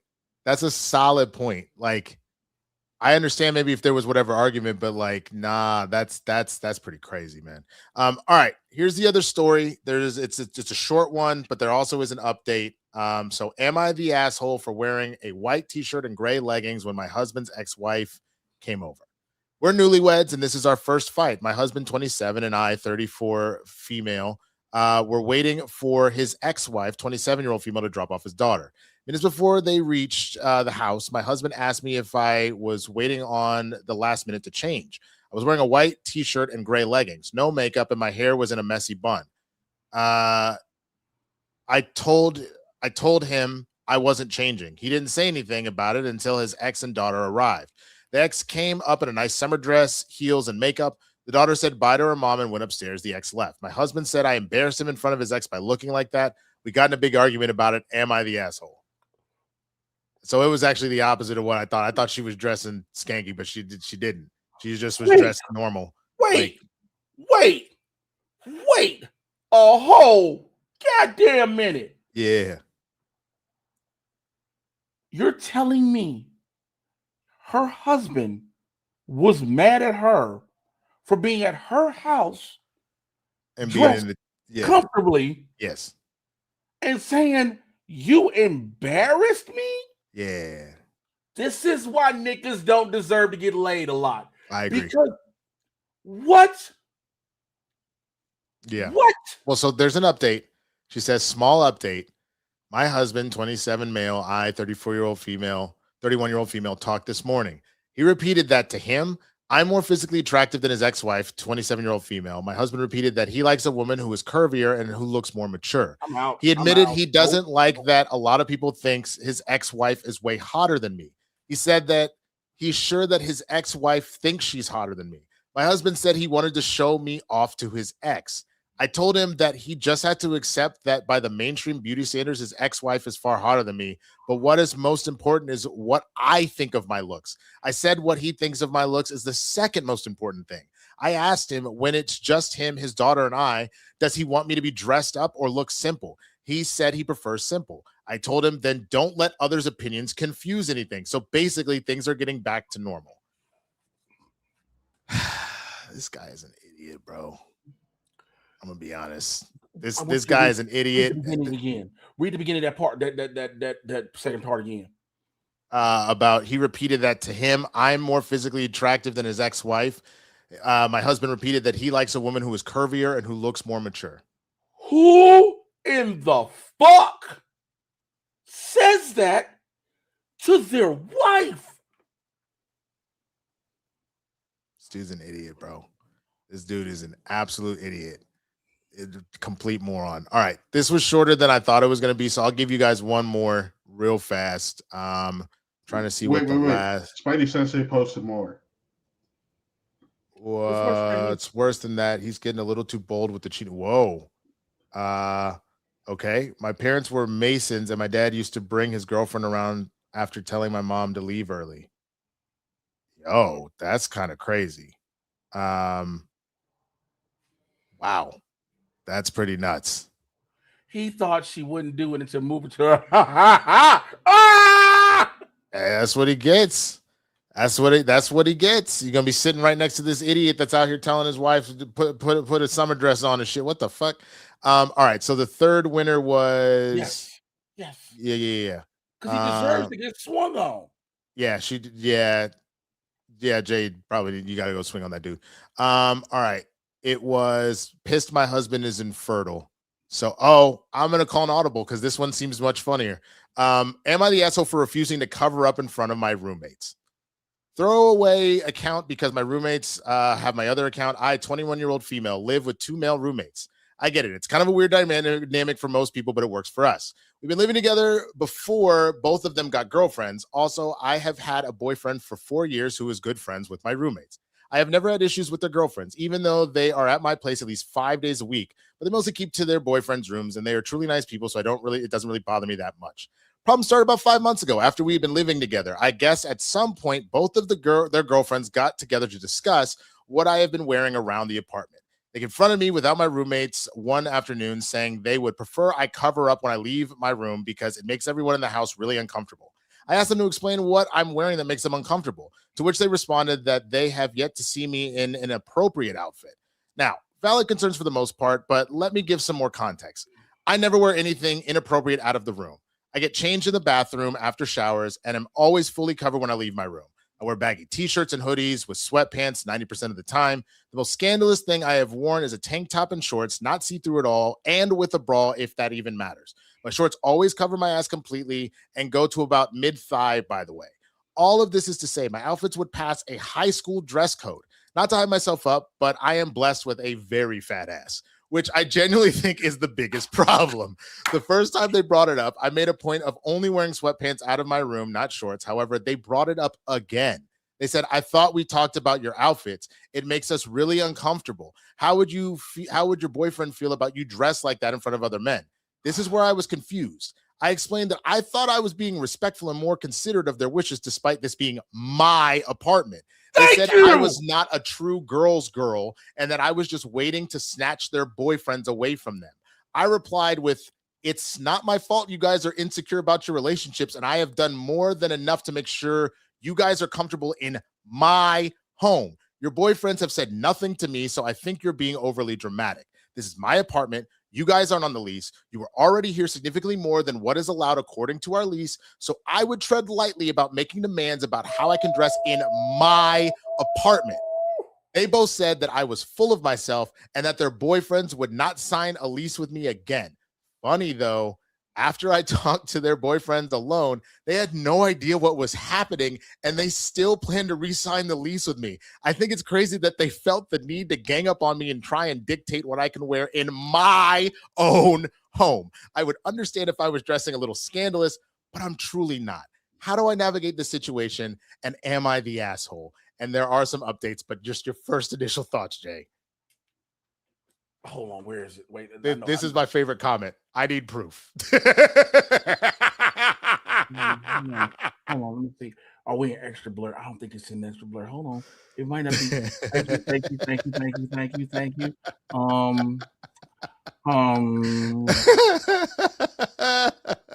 I said, bitch. Bro, go back real quick to the main Blerds clips, Matt, because I'm gonna tell you right now, the minute somebody in my house told me I need you to change clothes in my house, they're gonna be out here looking like We're totally insane. They pushed me out and maced me.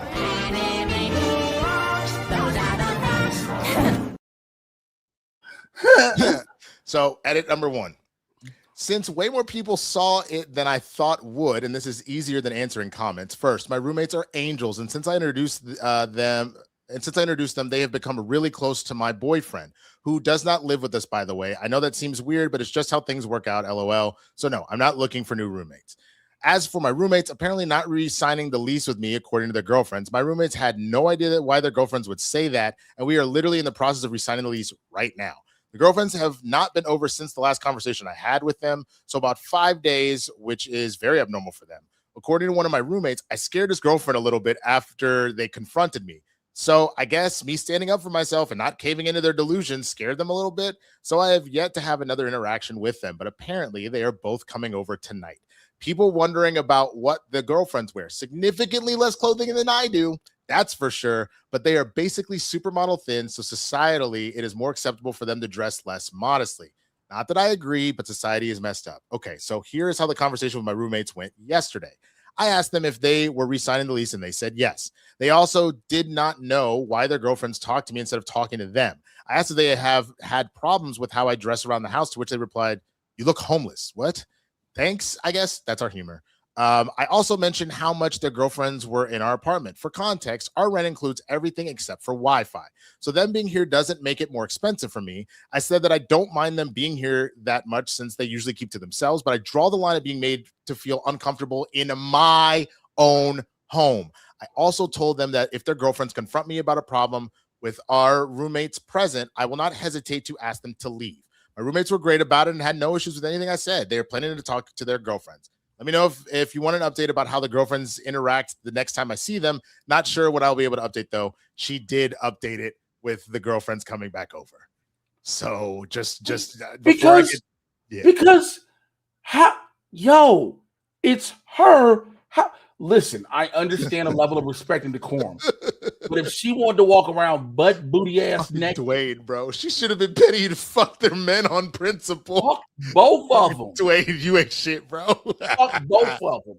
Because how dare you be the girlfriend who's over? How dare you be the girlfriend? Like that's the level of gall you have to possess to sit there and go to someone else's home and be like, why don't you cover up? Bitch, if I want my titties on the ice tray, they can be on the ice tray. Bro, I'm gonna tell you, it's my home. But also, I feel like this is either a sister or a Latina because of the update and what they say in the very next the beginning of this. So here's the final update. So the girlfriends came back yesterday and we had a house meeting.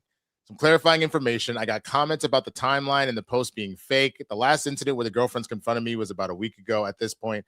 The conversation I had with my roommates was 3 days ago. I made the post because I knew the girlfriends would be coming back soon, so I wanted some advice. Also, it's very normal for the girlfriends to be at the apartment when my roommates are not, which is why my roommates did not know that they had talked to me until I told them. And I had in no way was trying to say the girlfriends were not attractive or too thin. I was simply trying to point out that me being more curvy, I'm a size 8 and pretty short rather than a size 0 and much taller like them, could make outfits seem more inappropriate even though they aren't. So this is where I think it's a sister. She says, in all caps, I will not be posting photos or sending photos of myself. Y'all need to stop asking. Y'all are weird. And I suggest you go to a special website and she put a corn emoji if you want to see that. Yep, yeah, that's sister all like this. So here we go. On to the main part. One of the girlfriends came over first. For simplicity, let's call her Maya. She approached me while I was in the kitchen cooking and said she wanted to talk about the whole situation. I politely said that this is a conversation that needs to happen when her boyfriend is here, so we can wait till he is home. She was a little confused, but just ended up going to his room. I then messaged my roommate group chat and asked for the 5 of us to have a chat later once everyone is here, which my roommate said sounds good. I heard them all come home, and at some point, the other girlfriend, let's just call her Sarah, came over, but I'm not sure when. So I went in the living room wearing an XL Grouch onesie.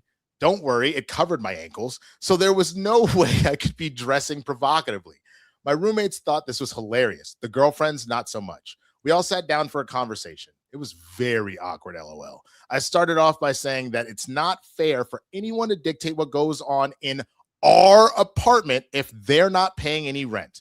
I explained that if Maya or Sarah had an issue with me, I would appreciate that my roommates bring it up to me and that there should be not a confrontation between me and their girlfriends. The roommates backed me up and said they thought that that was fair, and they apologized for the girlfriends, not necessary, but a nice gesture.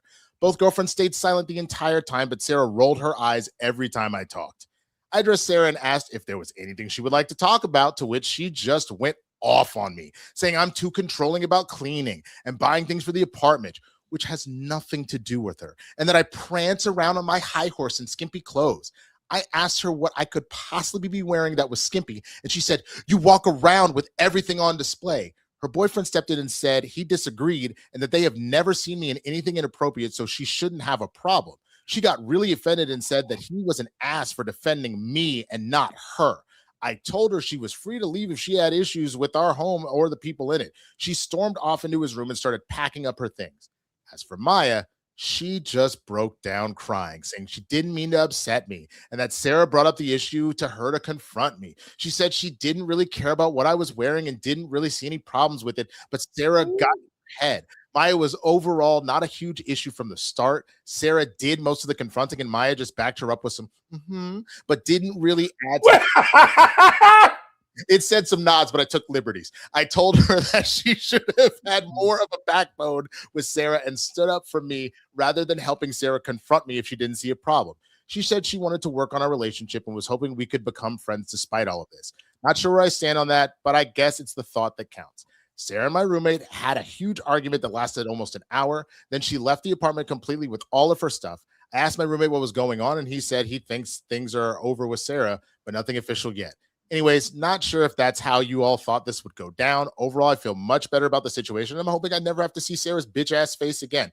Again, I took liberties. Thank you for the support and the advice. No, you got to call. Not no more, because Sarah's gone now. They were gone. Sarah, you see, Sarah was the problem. Maya was like, it wasn't me. It wasn't me. Yo, Maya, all I will say is Maya was dragging to the bullshit. That's crazy. Bro, that's insane. Because my thing is this. You can have a relationship. You respect everybody's relationships and boundaries, et cetera, et cetera. But if the guys, first and foremost, I know people will be like, well, guys ain't going to say no. They see a thick chick walking around. 9 times out of 10, they're not. But if they, like, if clearly she keeps saying they would have said something, right? They would have said something. Oh, they just said my girl is uncomfortable. Our girls are uncomfortable. They never brought it up. The girls did, which means Sarah came in the crib the first day and was like, oh, no, not this bitch. Yo, King's Cal said it great. Wait, hold on. Where is it? No, that wasn't Cal said it. Yeah, I be walking in the BF. Come on, fam. Again, the liar, the witch, and the audacity of this bitch. That's just, dude, that's absolutely crazy to me. And the fact, I love the fact that she walked out in an Oscar the Grouch onesie just to prove a motherfucking point, bro. So what you got to, and my ankles is covered. What you got to say now? What you got to say now? It's literally that. What you got to say now? Because you sat there and was like, okay, it's this problem. I got all this. I got all my business out, even though I'm covered up. That means she is thick, and her body. You can tell how thick she is. Listen, I've seen women of all colors who they put on baggy clothes, and you like, I know what you're trying to do, but you can't stop what the Lord had made for you. Like, because you can still see the shape in the frame. Mm-hmm. But she's not trying to exploit it and be like, y'all want some eggs or some grits? She ain't doing shit like that. So the fact that the girl got mad and it was like, how you gonna get mad at her boyfriend? How you not gonna stick up for me? Bitch, I gotta live here. You don't. Exactly. You don't pay rent. So this is, and I also agree it is so inappropriate to have that conversation with her like that in her house without the people that actually live there. On top of the fact that yo ass is over there so many days a week for extended periods of time in my home and you do not pay money here. That shit is absolutely crazy, Brody. Absolutely crazy. I would like to reiterate. The lion, the witch, and the audacity of this bitch. Yep. That's crazy. Let's see. We got Streamlabs.com. Let's do it one last time. Streamlabs.com/Blerds N The Hood /tip. Streamlabs.com. Do we have anything else new? No, we do not. I'm checking the Venmo and the CashApp to see if there's anything. Checking mine. Nothing there. All good. All right, so then we already know what time it is, y'all. It is time for real quick. Yeah, what, Matt, did you put it in? Okay, just want to make sure. He did. Okay, so it's time for an Ode to Karens. And now, an Ode to Karens, brought to you by Blerds N The Hood. Now, before we go into this dedication, you must be asking yourself, well, what is a Karen and what does it mean? Well, Karen is a mocking slang term for an entitled, obnoxious, middle-aged white woman, especially as featured in memes. Karen is generally stereotyped as having a blonde bob haircut, asking to speak to retail and restaurant managers to voice complaints or make demands, and being a nagging, often divorced mother from Generation X. Karens most notably have been known now to call the police on black people when they're just doing this thing called living. You know, something that God allowed them to do. This includes Barbecue Becky, Permit Patty, Sleepin' Sarah, and a host of others. And typically Karens feel that because they are white women, they are entitled to do whatever they want and make life choices based on their insecurities as well as fears. Well, here are a few moments of wild Karens caught in their natural habitat. Appropriate, it's gone viral, and for a lot of reasons behind it. If you pretty much are assuming what we're talking about, hit it. That's nigger. I am racist. So idiot for and real. you are a nigger. You are an idiot. No, I I'm am not. racist, and I'll say that to the whole entire world. Don't be disrespectful. You ruined your life, by the way. Oh, you talking about respect? You talking about respect? You are fired from this place, motherfucker. You're not gonna be working here. Suck it. Suck what? Look how you Suck fucking look it. like. What's wrong with you? What the fuck is wrong with you, you fucking ugly bitch? Get the fuck out of Ugly? my face. Talking about ugliness? Did I stutter? So, it's gone viral. This is in Minnesota, if I'm not mistaken, Minneapolis. If I'm not mistaken. A woman worked at Cinnabon, and what? Yes, Matt. I was just about to say I have this graphic with the breakdown. Hold on. Okay. So, she was actually, so Crystal was her name. Now, Crystal originally made a GoFundMe, but because the video came out, GoFundMe pulled it down. Good. So she went to Give, Send, Go, Gross. which is a Christian version of GoFundMe. Her goal. It's specifically Christian? It is a Christian one. I didn't know that because I did it one time, because they'll support the bullshit like this. But that's crazy that they, because I've seen only bigotry. Also in Wisconsin, not even Minnesota. Sorry. Yeah, go ahead. You were saying? I've only seen bigotry on Give, Send, Go get supported. Yes. Like it would be one, like, so I just assumed it was it was similar to Kick, where they just don't. I didn't realize they were a Christian based. A Christian based one. So, as you see, this bitch has raised $146,000. This is what the problem is. Okay, first of all, the people she was talking about were Somali. She's very racist to them, and all the sorts. Now I'm seeing for her cousin's legal fees. The cousins is the couple in the incident, so it's just sad that the $13K is what they were able to raise. So that's the GoFundMe. That is the Somali couple. Those are the victims. Yes. So this is what I was bringing. This is why I was bringing this up too. I was getting to that. Okay, now that I know what that is, but I didn't know directly what that was. But I was about to bring it up. I'm glad you clarified that. Thank you. Being racist pays for white people. And people are probably watching this going, Jay, how can you say that? Remember the racist white woman that called the little special needs 5-year-old black kid a nigger? Raised over $1 million.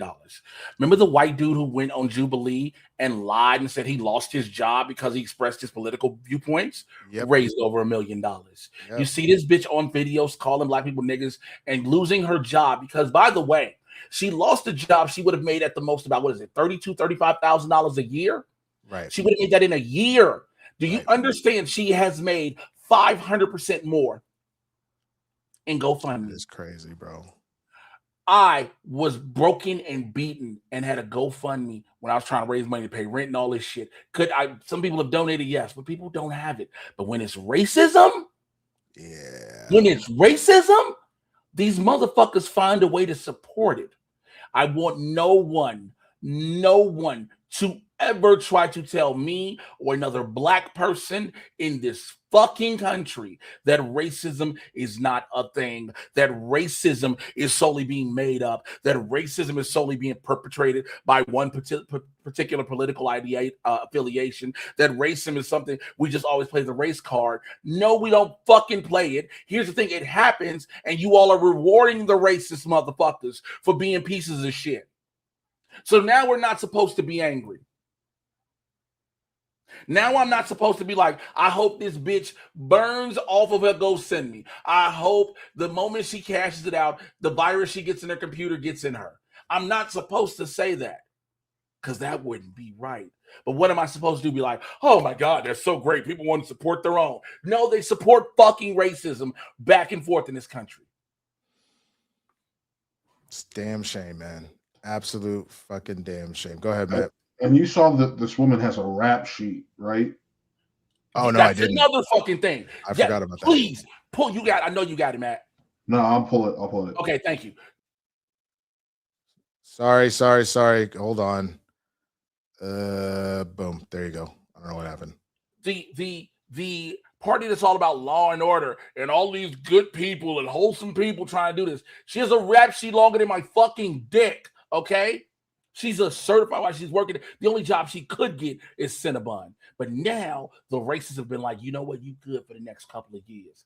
You know what, you fine. Live your life out. We got you. But I guarantee it. And I'm sorry, I am very much pissed. I've been waiting on this for the show since I saw this fucking video.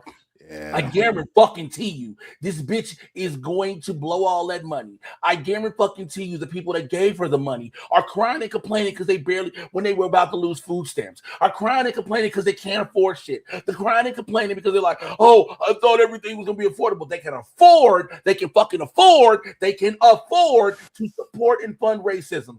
Fuck you. Fuck everything you stand for. Fuck everything you're built upon. We know you pieces of shit. And I know that the words from a little black comedian sitting behind his camera at his little apartment in Los Angeles don't mean shit. But what it does mean for me to tell you this is suck the back of my 8-inch dick, okay? What it means for me to tell you is you kiss the inside of my left ass cheek. Yes, sir. This nigga spitting. Damn, nigga. I will just say this much because I'm not trying to take on too much rage on my birthday, but as the great my God, that's another fucking thing. The bitch has a biracial child. I forgot about that. Yeah, she does have a biracial child. That's the other thing. That's Lily Gladys Gaddis all over again. Which that was a real super quick because this was a Karen I was going to play last week, but we already kind of had one. I will very quickly, if y'all don't remember, this was the little idiot that was like pushing trad wife propaganda stuff. And she started a whole podcast from it. Well, her podcast got demonetized and she had this to say. I have officially been demonetized on YouTube, which was my sole form of income. Aside from a few tiny little outlets here and there, YouTube was my main money maker. And I'm kind of stupid. I don't have a 5-year plan. I don't plan ahead. I live in the moment. I put it all out there. I'm an open book. I live with my heart on my sleeve. You know, if I say something, I mean it. I couldn't censor myself. I refused to censor myself. It's just impossible. I really tried. My best. Believe it or not, what you saw on YouTube was the vanilla me. It was like the vanilla of the vanilla. I tried my best, but they want to keep a real down, okay? And that's what they're doing. I have a... So... She actually said it. Yeah, well, and the thing that made her famous was because she was doing trad wife content, and she was dropping the N-bomb left and right. So YouTube has demonetized her. Shouts out to YouTube for doing that because fuck her. So fuck around and find out. But again, yeah, these simp ass, racist ass, piece of shit, fuck ass white boys, and even the Latinos who want to be white boys, and don't get me started on the coon ass niggas, they will support this. And I'm gonna tell you why it pisses me off even more. Fuck my personal life and the shit I'm dealing with. We sit here and try to do this, and we're like, hey, you want to help support the show so we can keep doing more shit. And we know the neighborhood, we understand the neighborhood. I'm not talking about the neighborhood in general. But could you imagine if we was just two black dudes just being super coons and all this shit? And all of a sudden now, you know, people who have, instead of being two black men with values, two black men with morals, two black men with intelligence, and two black men with an actual place to stand, what we would do? Yep. You're right. Real quick, I did find that rap sheet. It includes domestic abuse, drug possession, and child endangerment. And they just handed her over $146,000 worth of crack. That's crazy, bro. Mm-hmm. They just, crack? You heard what I said. I said what I said. It's actually me in there. I said what I said.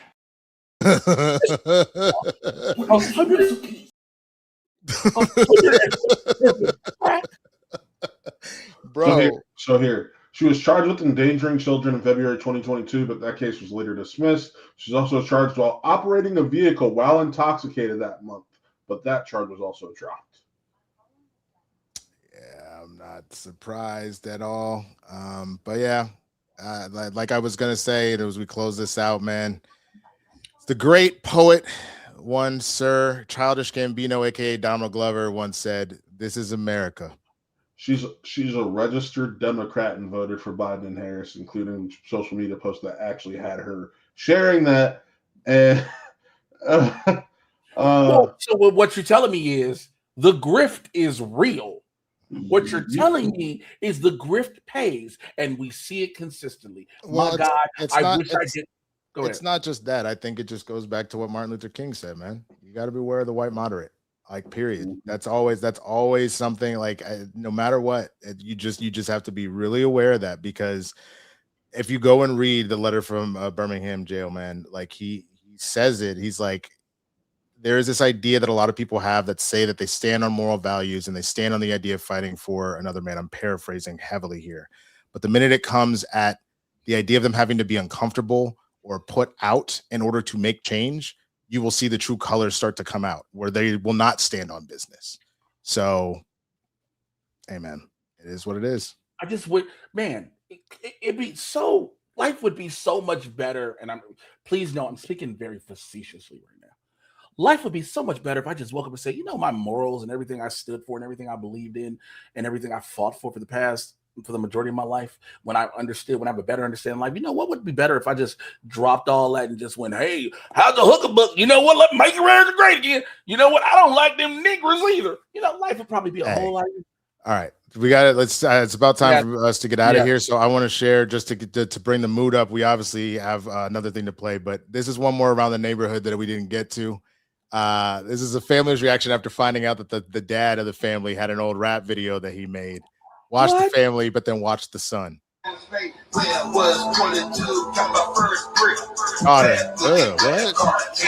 Mom, excuse me? The son, yeah, get it, dad, yeah, get it, dad, yeah. And that's why this comment, this is why every man wants a son, another nigga that understands. Yeah, the son was like, get it. The other one was like, I know you lying. Like, dad was out here playing this.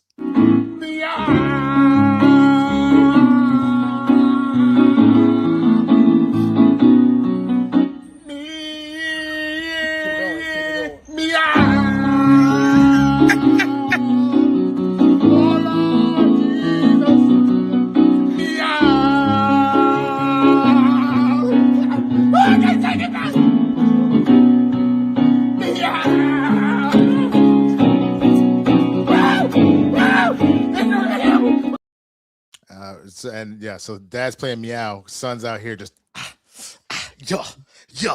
but Almoy's Ice coming in with wisdom. Kind reminder, the Armitage is the villains from Get Out. We're not rednecks nor Republicans. They would have voted for Obama 3 times.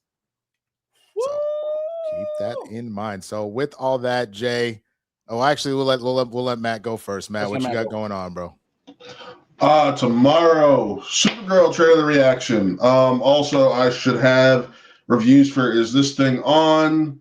I got Wake Up Dead Man reviews dropping tomorrow. Also, just a lot of reviews. It's the Critics Month. Just so much shit. My Avatar review can go live on Friday, so I'm excited to post that. So yeah, just go check it out on What Real Entertainment. All right, Jay, what you got going on, man? What time does the trailer drop? The trailer drops at 12 p.m. Eastern, so 9 a.m. Okay. I was gonna say I thought I heard 10 because that's around the time Superman dropped last year. Based off of what I saw on Twitter, but double check for everybody to be awake. He want to make sure everybody's up to see it. Yeah, Jay, what you got going on, man? As always, please follow me on social media, Mr. Jay Washington, MRJAY. You should know how to spell Washington. If you're watching this right now and you do not follow me on Instagram, get your shit together. Okay, I'm fucking hilarious. Let me tell you something. Somebody tried to ask me, it was like, why you don't post a lot of stand-up clips? It's like, you only do the reaction videos. I was like, because they work. And I get to get the funniest videos across the internet. Right now, I got a video about a Waffle House fight. Bro, did you see that video? I didn't. I saw the other one that you put up, though, about the mom and the son playing with the new toys. Oh, my God. Bro, the Waffle House, there's a video, dude got mad at the Waffle House because his hash browns was burnt. And he tried to swing on one, and the staff whooped his ass. But here's the best part about it. It was the day shift, nigga. You got your ass whooped by the day shift? Nigga, not the night shift, the day shift? Bro, so, but that's training. That's all training. You know what I'm saying? The same way you send Jon Snow to the wall, bro, when it's actually time to go down. Right, that's the one. Yes. So I'm there, TikTok, YouTube. I will have my Supergirl trailer reaction. Yo, I did a trailer reaction for The Boys. Why was I the only person that kept getting blocked? Oh, I don't know. I didn't put one up. I tried to put one up. It would block it. It would not let me post it. I'm like, everybody else got the same thing up. I don't know. I didn't do one. So I was gonna do one when it dropped, but I will have my Supergirl reaction up. If you are in LA, so Friday, 10 p.m. I'll be at the Laugh Factory in Long Beach. So Friday I'll be there. Saturday, 9:30 p.m. I'll be at the Comedy Store in West Hollywood. Sunday, I'll be with Frankie Quinones from This Fool on Hulu and his special that just dropped on Hulu. I'll be with him at Flappers in Burbank. The 21st, it just got confirmed I'll be back at the Hollywood Improv. So I got a bunch of shows coming throughout I'm gonna be stuck here in LA through the holidays. So I'm just gonna be trying to work my ass off. Come holler at me, y'all. And my Patreon. We're doing some shit with that right now. BC, who co-hosts Mad Titan Podcast, we got a bunch of his own podcasts he's been doing on there. So he's got a bunch of shit that's super dope. And I'm gonna bring back this wrestling. I had to get back in the wrestling mood because a lot of shit that happened made me not want to talk wrestling. But I was holding a whole conversation with LA Knight before we started the show because that's my bro. So I'm like, I might get back into it. So I'm going to have that on the Patreon if you want to support Mr. Jay Washington, all those shits and everything and more. So please. Great. And myself, first of all, thank you again for making this a special birthday, being here with the neighborhood, man. It was great hanging with y'all another year around the sun. And I am very, very happy to be here. And y'all make me feel really inspired, man. Like, I really wanted to get my health together. I really was trying to get, job stuff together, all that kind of stuff. And being here in the neighborhood always pushes me further and further and further. So thank you, first of all, for that. You can find me at youtube.com/SwaggyBlerd, Swaggy Blerd on all platforms. I started my memberships over on my YouTube channel. You'll be getting exclusive videos. You'll be getting early videos, all that kind of stuff. I will be doing my Supergirl trailer reaction as well. So come and check that out when it drops. This particular Friday, because I actually got invited to a pretty dope event from YouTube. So I won't be on Capes and Cows this particular Friday, but Demon Slayer reactions are back up this weekend. We already filmed them for this weekend, so please be sure to check those out. Blerd Breakdown on Mondays on my channel. Spilled Tequila with Roca on Tuesdays, back here on Wednesdays. All of that good stuff. Please check it all out. And that, I don't know what is happening. I really hate sometimes how this thing works, is going to be that. So thank you again to everybody that kicked it with us, that rocked with us. Thank you to everybody that sent in a Streamlabs or anything else like that. And we will see y'all on the flip, man. Peace. Peace. Bye, bitch. Bye, bitch.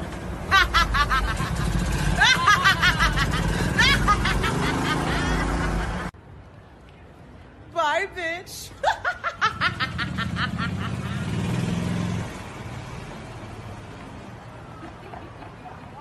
Bye, bitch.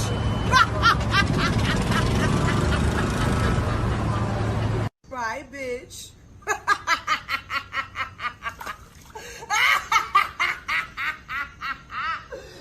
Bye, bitch.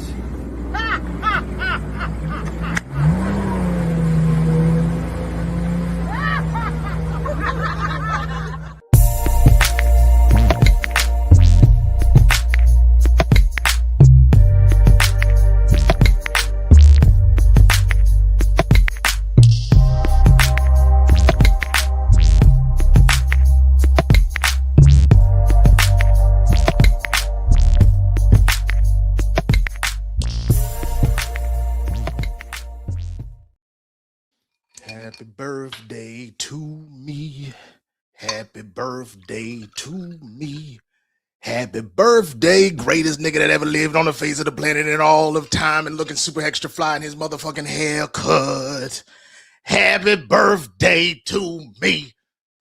Shout out, neighborhood. I'll see y'all motherfuckers on the